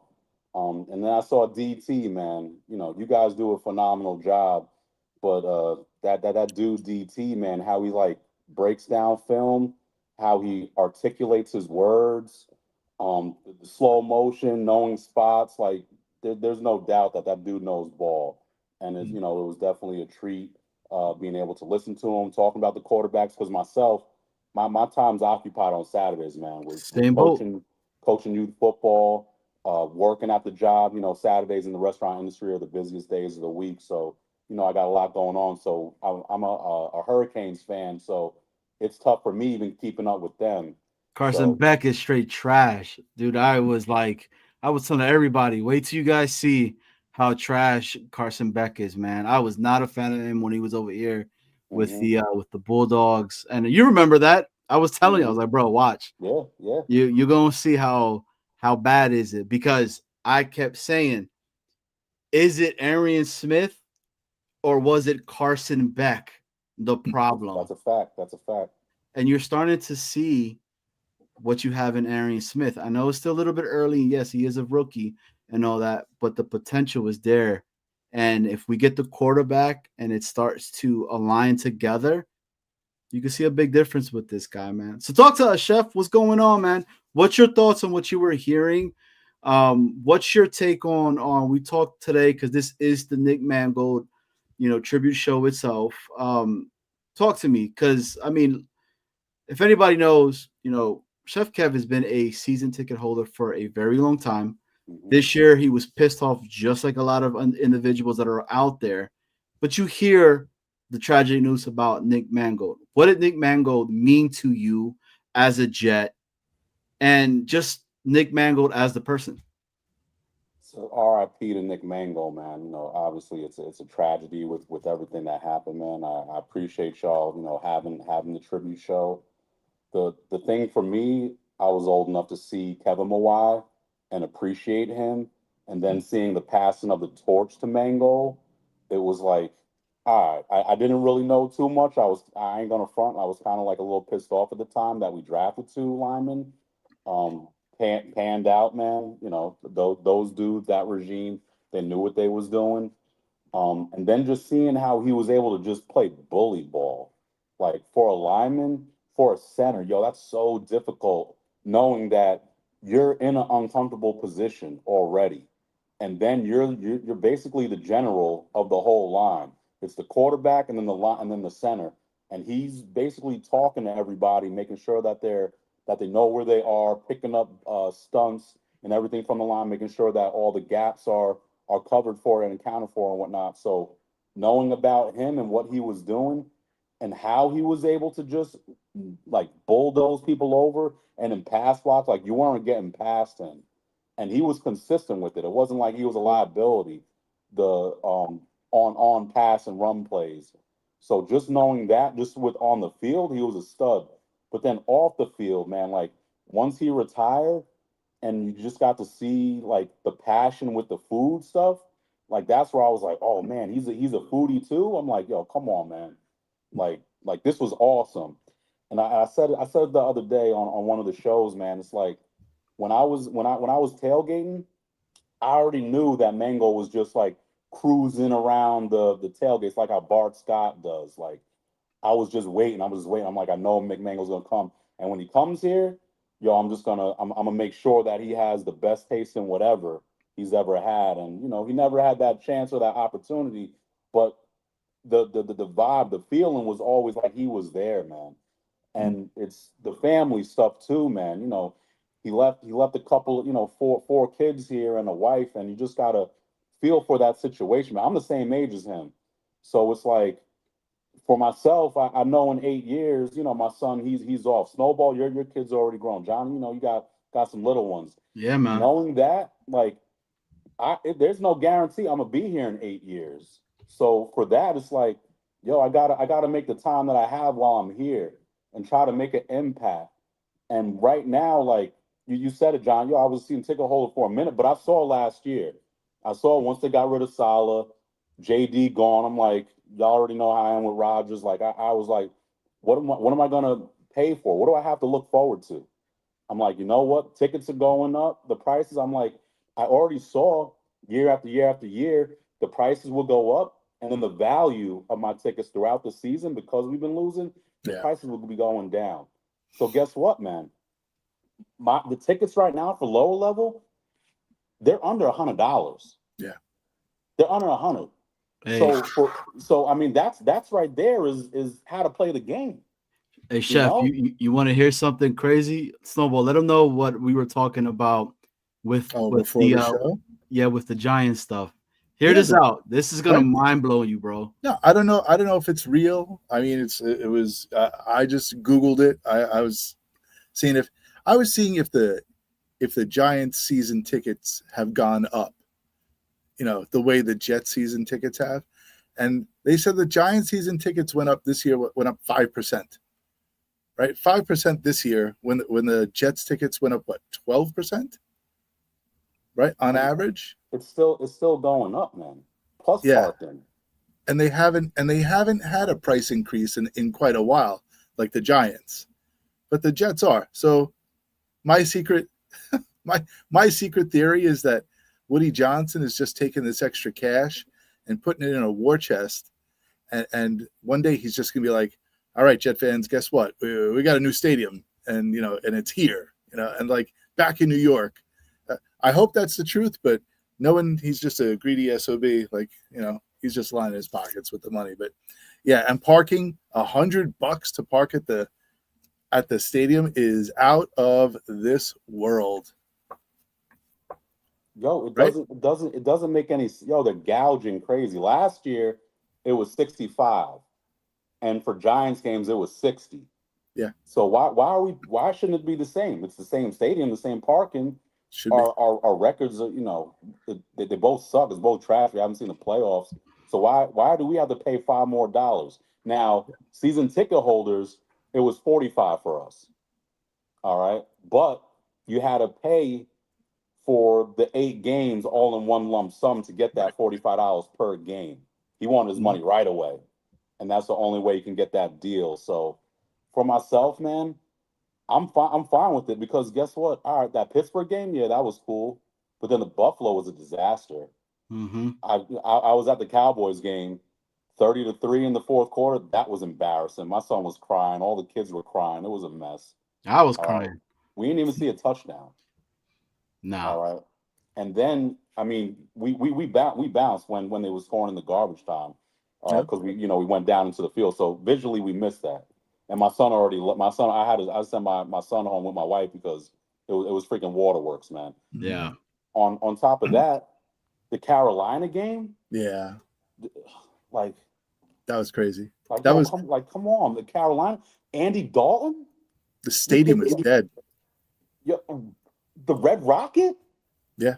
Y'all kidding? We couldn't beat the Red Rocket. Yo, that is Snowball's guy, by the way. Like, he was like, "Oh, we get to see Andy Dalton," and I was like, "Oh, this hurts, man. This hurts." Yeah, that was the red rifle. I was like, "Oh, we need him as a backup before Tyrod." Listen, come on, man. What is this? I'm looking at tickets for the Browns. I'm gonna go. I'm going with my son. Okay. I'm going. Yo, ticket. Are you kidding me? Yo, I already got the tickets. It's 70 cash, lower level. Hell I'm paying $140 total. Listen, I've started this a couple of weeks ago, but I earmarked the game November 30th, and I said, this is the week that you have to make a statement about this price gouging on season tickets and parking. And listen, if you're going to go to the game, I know a lot of season ticket holders are going to go to the game regardless. It doesn't matter. They spent their money. They're going to go to the game. Go. But if you have the chance to carpool, right? Even if you're like, I know they have parking or whatever, but people who have not paid for parking tickets, if you can carpool and pack your car and have less cars come into the parking lot, do it. And I was just thinking, you know what, like, go tailgate, have fun with your friends, stay in the parking lot. Don't sit in the seat in the stadium, like on November 30th. November 30th, just make one game statement, have fun, go to the game. But like, I know it's impossible. Like I'm pissing in the wind basically, but the tailgates are the fun part. And listen, there's promise that the Bengal game we saw a win. So people are anxious and whatever, and we'll see what happens after the bye. But one game just to say, hey, you know what? It sucks. We're being treated like second-class citizens, and what the F is up, So November 30th, go to the game. If you're gonna go, stay in the parking lot though. Don't sit in a seat in the stadium. It is the craziest thing for me to see that season ticket holders. Look, I'm not gonna front. If I was still living back home, right out on the island and whatnot, I would probably be a season ticket holder, right? Because I'm that stupid. But at the same time, it's like you see other organizations and what they send out to their actual season ticket holders, and it is embarrassing, right? This is New York, okay? New York. This is not freaking the Colts. This is not, right, where these smaller Green Bay, right? Even though Green Bay has a crazy history in the NFL and everything like that as well, but they're not as big as the New York, the whole allure that it is to play under these lights. And you get a half-ass calendar that's sent to you that I was hearing the pages were ripped. They sent you some bootleg wine that, from what I heard, right, I think they got it out of freaking Rikers Island, some toilet water, right? It's just so a coupon. It's not even the wine. It's just coupons. It's not even the wine. It's like a 40% off, 25% off kind of thing. Like that's you're not even getting the wine. But last year we got the yearbook and a magnet for the schedule. That was literally it. And that same yearbook, you can get it for $10. Yeah. At the training camp, you get it for $10. Mm-hmm. Oh, yeah, that's what I mean. So it's like, why? What's the reasoning behind that? You want to show some love? Like, what do you want your people to want to keep coming? But I mean, at the same time, it's us, is right. We're still doing it. We're still wanting to see this team. Well, dude. listen. I was wearing this tonight, walking my kids, okay, trick or treating, and I'm getting people that are like, "Yo, how do you wear that?" Right? And I'm like, "My man, you got some freaking slippers on with some busted open toes popping, bro. Like, don't talk to me about this. Look at those. Like, what are those?" So I just don't. You're right, Snowball. Like, what do you do? Like, just don't go carpool, right? Like, I don't know, man.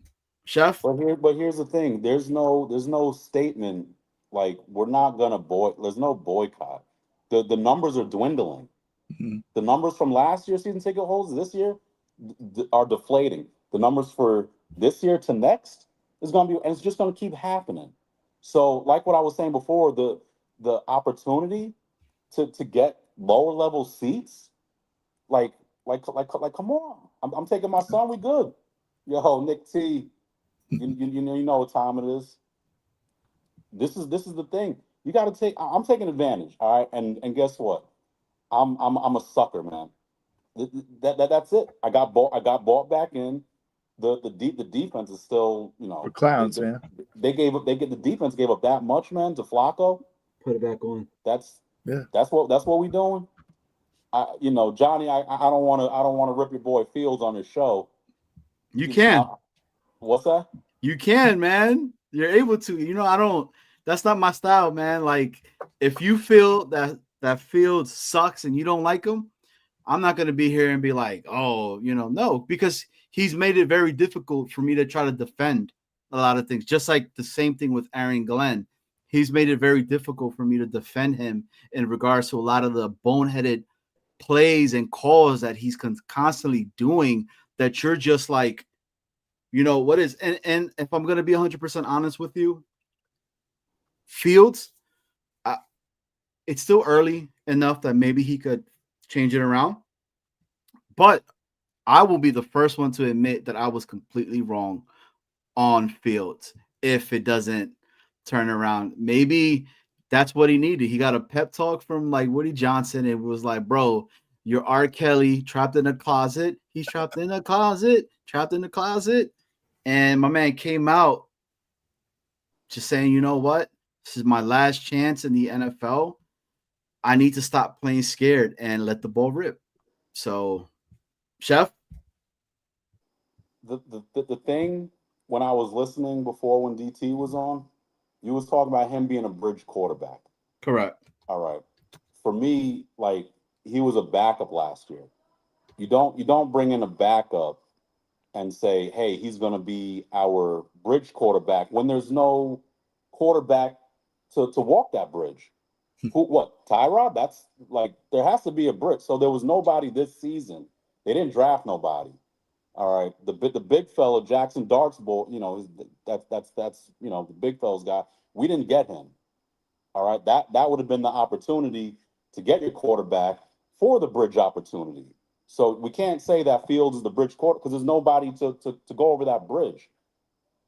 I get the Rodgers stuff and all that, but that would have been my preference for bridge, to keep Rodgers, because there's nobody better to learn from than him, who was able to sit behind Brett Favre and know that situation about being able to be groomed, to learn the X's and O's. That was what they were trying to do with Zach, and he didn't get that opportunity because of the 9/11 stuff. But the to then put everything, all the eggs in one basket with Fields and say, hey, he's gonna do that, like, because now we're gonna draft a quarterback next year, and we still feel good with Fields being the bridge quarterback, with the play on the field, with the execution. My man, in London, he threw for negative yards. Like, how, like, we didn't even play and we have bet more yards than him. Like, how does that happen? To be fair, let's be fair. We still have many games left this season, so let it play. Let him play it out. Let's see what happens. I was at Justin Fields' throat 2 weeks ago, 3 weeks ago. I was like, that's it. Get this sucker out of here. Like, and you sleep on it and you think about it, and I'm a big fan of giving people just enough rope. So give them the rope. Yeah. Understood. But you're talking about in the future. Yeah. You're grading on future, but we got to grade on what's been played on the field. Oh no, now I understand. So but that's what I'm going 100%. off of. I'm going off of what he was doing in past years and what he's been doing this season for us. That's all I'm going. I'm not going off of, hey, we got more games, more opportunities. Yeah. I get that. I told him, believe me, you don't have to preach to me. I understand that. Yeah. The play on the field, man. I just brought up that he threw negative yard. Like, I'm going off of that stuff. All right. Now, did he have a great game against the Bengals and soft defense and all that? I get that. But believe me, I feel good about him going against the Browns. Right. Building on that. He was in a dark place and all that. Like, I have a little bit of sympathy for that. All right, because he's a young kid. He's in New York, but the amount of money he's getting and what he's getting paid to do, I'm expecting more. Exactly. I can't give him some slack and be like, oh, I can't. I'm sorry, I can't. I'm a patient dude. Y'all a little bit more patient, which I respect, man. I'm not throwing no knives at y'all whatsoever. I'm just talking about Fields, and I don't see how he's able to help as a bridge quarterback. I don't see how he's helping the team. Did he take a big step this past? Yes. I'm hopeful that moving forward it will get better. I'm a big believer in Brees. I don't know if y'all are like, hey, we got to trade him and this and that, because if we do trade him, guess what? Fields ain't gonna look all that good. I'm telling y'all. I'm not on the so Chef, you and I talk vocal about keeping Brees, man. Yeah, like that. You and I talk off the off online and whatever. And that I was one of the guys that in the off season, because coming off that injury, I was like, trade him. But I was also saying, like, because he's coming off this injury, I want to see what we have in him. I said the first 2 games, we're going to see what you really have and if he's right in there, right? And then again, you saw it the first game and what he did. And I was like, nah, man, don't trade this guy. He needs to be here. And he exploded in this last game. It was about time that he did. And you saw the difference. Now, Isaiah Davis, don't get it twisted, right? Isaiah Davis, I do like him. But you could see the talent difference from Brees and from Davis itself. And it's a lot. It's a huge difference in regards to it. But I did want to say something, and you brought it up.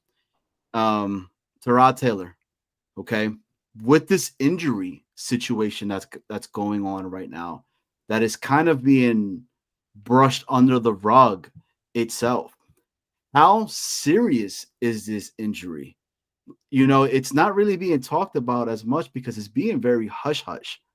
Like, what happened? Like, I don't even know how it happened, how he got injured. Nothing has been reported on how his knee got all banged up. Like, what are your guys' thoughts on, again, this medical? Because, dude, I feel like the medical team that we have on this Jets organization, it's a constant letdown, man. And it's like, I thought we got rid of all that and we brought these people that were supposed to be a lot better than what we've had in the past. But the Tyrod thing comes up and you're like, what the hell is going on? You got freaking Sauce Gardner that's typically he's never out. He's kind of out. Garrett Wilson that really doesn't get injured like that. he's thin. Quincy this year, he got injured too. So, what's your guys' thoughts in regards to that? I think we just get bit, but all teams get bit, and it's been a while since like our defense got bit. Correct. And this was the go around. The bug jumped from offense to defense this year and got us in a couple of spots. Sauce got bit, Quincy got bit. We've got some major players that are getting hurt. Tyrod, like you said, got hurt, and you just got to deal with what happens to the team. This is where depth comes into play, and something that we could use more of. But we didn't play too bad last week.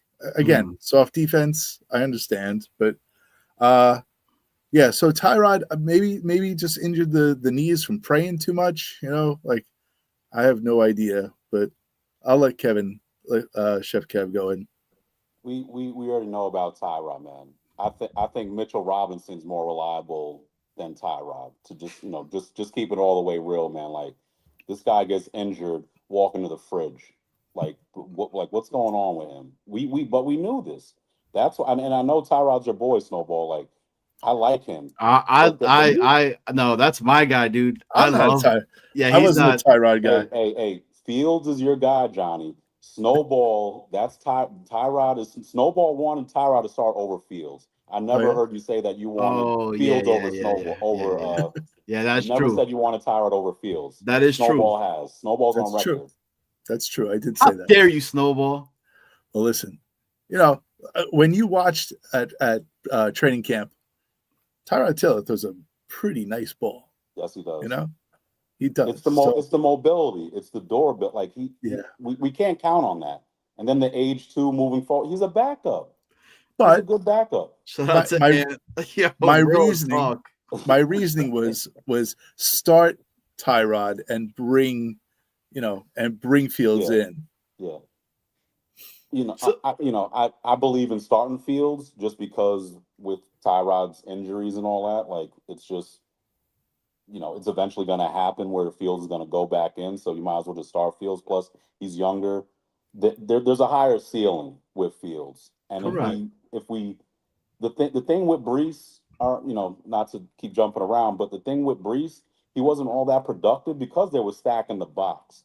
The game was force Fields to throw, let him run on the outsides, and they were containing everything and forcing everything inside, which was messing up his checkdowns and his reads and all that. Like, you could see that. So what were they doing? They were stacking the box and making it difficult for our offensive line. Josh Myers, for me, he's the weakest point on our line. All right, I see the stats. I've seen the Jets YouTube. They put up the Josh Myers stat. When I watch the film, I do see him getting bullied. I can't lie. That won't show on stats. For me, when I watch the game, I watch the game. When the game's over, almost every single play, I'm watching it 10 times at least. Every single play. And then with the plays, I'm watching each individual people and what they're doing. That's just what I do, and I enjoy it. I enjoy watching our team, our players, and what they're doing, the schemes and all that. I'm a student of the game. I love this game. So for me, Tittman is a better center than Myers. It's just unfortunate that AVT got injured. Yeah. And with AVT, we ain't trading him. Nobody wants to trade anything to get a broken player like him. So, what are we going to do with him next year? Is he going to walk? We lose him for nothing. First round pick, we lose him for nothing. It's what it is. I hope we get him on a cheap deal just because he's been injured all these years where it's like, we've been paying you. You've been injured. You haven't been playing the games. Last year he was good, but he got injured right away. So for me that's tough, man. But the line, man, the young guys, Simpson, like, we got to make sure we retain him. The tackles, they look solid. All right, it's just to really get that fort, man. Myers, I think he's a good, reliable backup, but we need AVT so we can bump Tip back over, because Tittman in his last game, the levels that he was doing, he was blocking on the front and then going to the linebackers. He was going to the second level, man. If you're watching the game, that's literally what he's doing. He's sealing and allowing Brees and Isaiah Davis to run off guard, man, off tackle. But Like do you that. think, Kev? Do you think Tereman would be able to do that from the center position? I mean, I watched him last year, and last year he was solid, man. The biggest thing for Tereman last year was his snaps and shotgun, which was happening during training camp last year. And guess what? He cleaned that shit up. That didn't happen during the regular season. So I felt good with him there. And he's a big dude. He's a brute. I met him a bunch of times. Yo, he's a big guy, husky, bully. Like, I feel better with him than Myers. And the proof is in the pudding. He won the starting job. It's just he got bounced over because of the injury. AVT, yeah. That's what that was. See, with the AVT thing for me, we were talking about it on the last show. Your best ability is your availability, right? And I love AVT, man, dude. I want AVT to be a Jet for life. If I'm going to be 100% honest with you, man. But yo, give him a death. Make him be a death piece for us. Like, do you think he's going to do that, or maybe want? Because my understanding is he already sold his crib out here and he moved his entire family back out to Cali. So when I heard that, I was like, yeah, this dude, he's not going to want to be here, you know? I don't like to say, you know, oh, if you listen to me back in the day and whatever, and, you know, I said this, that, and the other thing, but I was never a fan of AVT. You know, I always said that he was injury prone. I said, you know, this guy's like, he's like paper, man. Like, he gets hurt, and he's a great player when he's on the field, but he just needs to be on the field more often. So, like, you know, it's a shame that he's in the position that he's in. But yeah, like Chef Kev said, who's taken a broken player like that other than the Jets, because he knows the scheme, he knows all the people, he knows the players, he knows whatever. He'd be awesome depth, and we saw that he's versatile. So, like, you know, keep him around, man. I'm all for it. I mean, you know, what else needs to be said? I mean, I agree with all that. Yeah, 100%, man. But hey, Chef, we're about to get ready to wind a little bit down. So if I get hungry, right, and I'm like, damn, man, I'm up in Jersey right now, where should I go to get me something good to eat? Dude, we've been here since 1933. First place to get a liquor license when Prohibition ended over here in Jersey. Like, we got the drinks. That's the rarest beers, 27 taps. We don't have 100 taps. If you go to a spot and there's 100 taps, that's a problem. That's a huge red flag. Why? Because you think like, oh my God, they got all this beer on tap. Guess what? They're sitting on that stuff for weeks. 100 taps. We got 27 taps, which is just enough variety where we're constantly changing these kegs. All right, fresh. Plus we got cans. We got rare cans, rare bottles. You know, the heady toppers, the Dogfish Worldwide Stout. We got the barrel aged goodness. Like, we got everything, man. So when it comes to the drinks, we the spot.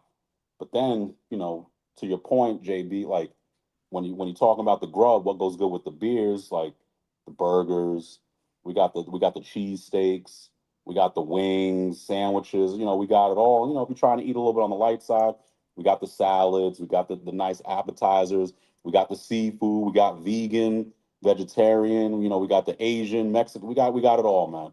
Like a good little mix or whatever. And if you got those gluten allergies, you know, celiac or whatever, you know, your boy got you covered, man. He definitely does. I could say this about Chef, man. He breaks it down as a science, and it's here. It is. This is it. It's a official tavern of Jets Worldwide, a sponsor of something that is coming back this Sunday, I heard, and it is a truly filled show. I think we should break it right now because what are we doing on Sunday? What's going on Sunday, Snowball? I'm sleeping. I don't know what you're gonna do with it. But no, it's the return of the match game. We will be back on Sunday. So it's a bye week, so we got to have something to look forward to. So why not look forward to Jets Worldwide, wide match game, and we have some special contestants that, do we tell them who the contestants are? Or? I think we might as well. Let's let them all know who's coming on here. All right, go ahead, Johnny boy, because you're I'm part recruiter, but you're part recruiter also. All right, so I'll say the one that I got on, okay? Okay. And then you say the one that you got. How about that? All right. Okay. All right. Fine. So there's this guy that sits up in Cali, right? Some people call him the chaotic one. Some people call him the best kept secret in California, but we all know him as Jets Chaos. And Jets Chaos says, you know what? I'm coming on match game not only to beat the living bricks off this guy, but I'm going to end up wanting to make this guy shave his beard because he's going to have to show his face completely different after the beating that he's going to give him. So with that being said, one of the contestants that we have on the match game this upcoming Sunday is a friend of the show, Mr. Jeremy, aka Jets Chaos. And he is going to battle with this person, Snowball. His Sunday counterpart, the man that they do live game shows, like the live telecasts of the games with. So Green Bean will be with us, and so it's going to be a Chaos Green Bean showdown. So we'll be hosting, and we have a pretty jam-packed panel of 6 who will be trying to match their answers to the answers of our contestants. So it's back. We've been waiting for this for a long time. There's a lull in the season, so we figure we bring it back now. Should we let them know the panelists? I think I should tell them, right? I think you know them all.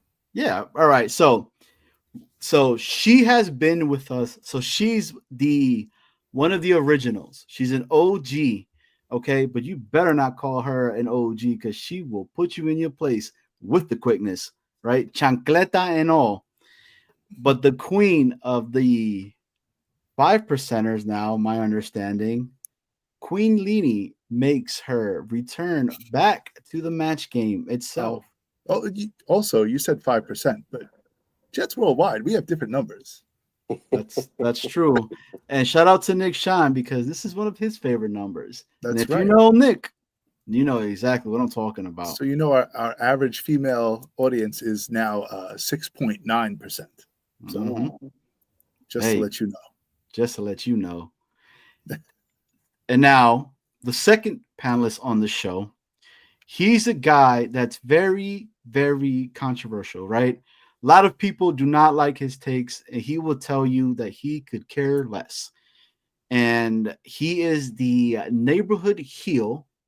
He is known in all of Jets content creator world as the one and only Alan. Alan will be on the panel as well.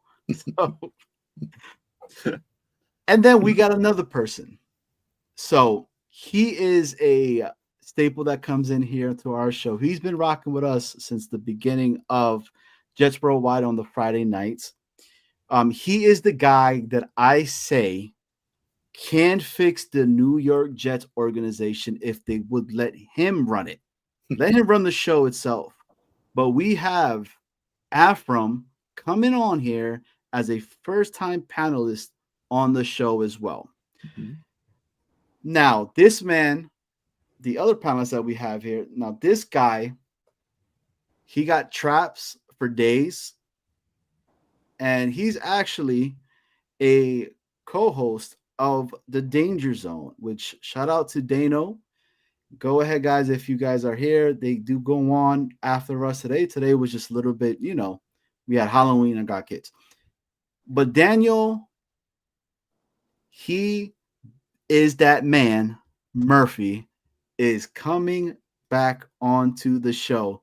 He still holds the reign of the most wins in match game. He's going to be on the panel itself.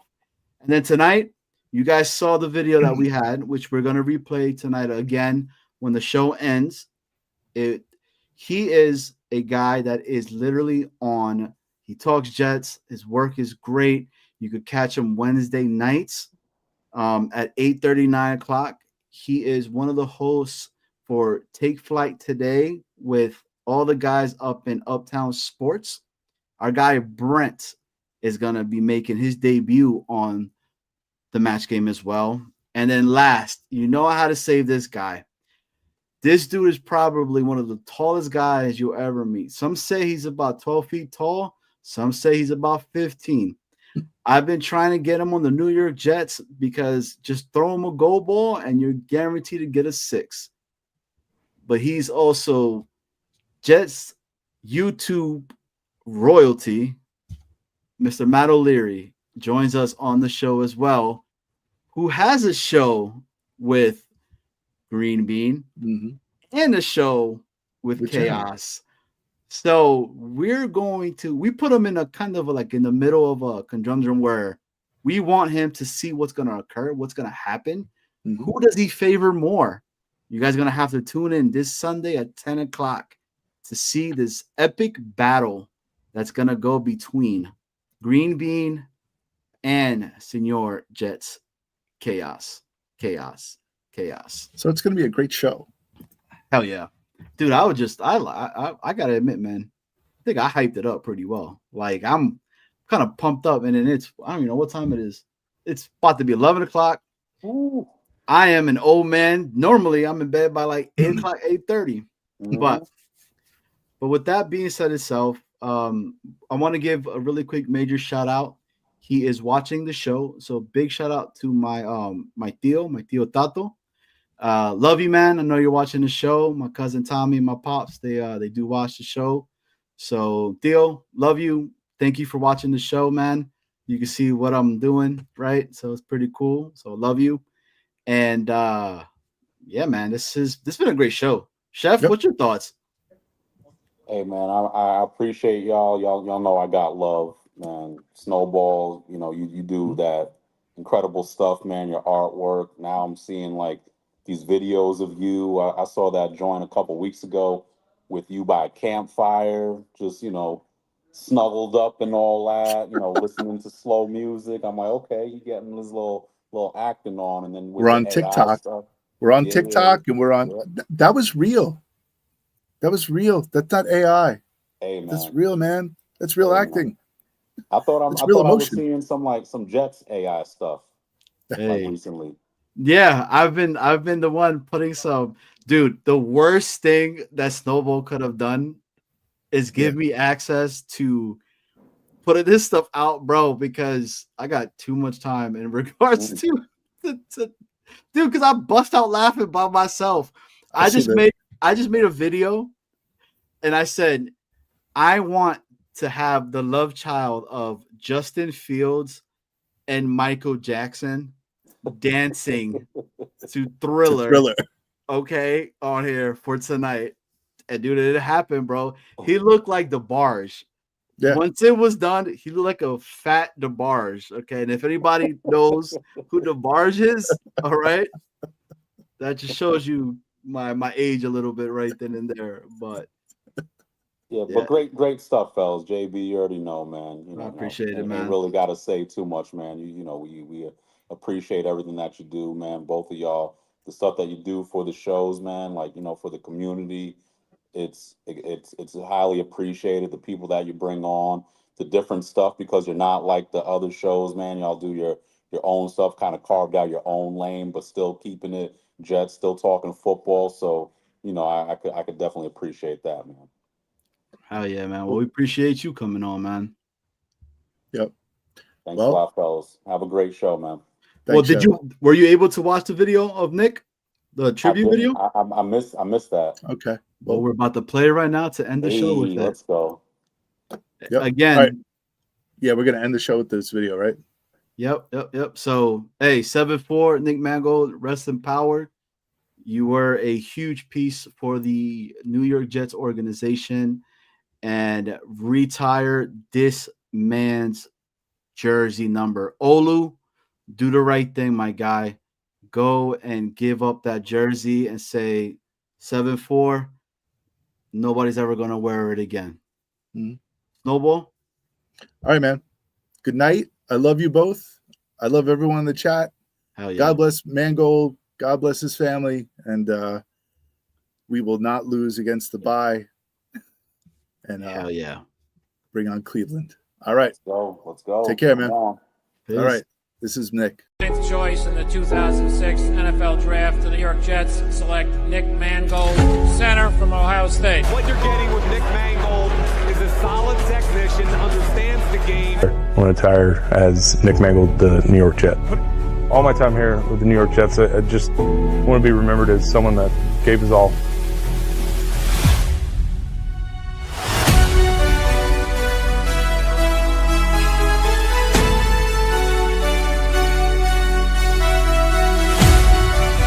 The aura of New York City. Beat your man and we win!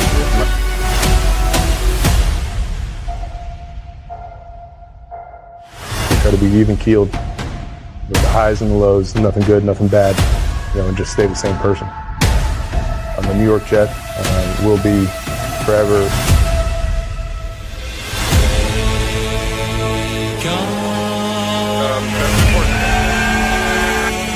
And this one's for you. Cheers to the fans. You guys have been with me, supported this team. God bless you all, and go Jets!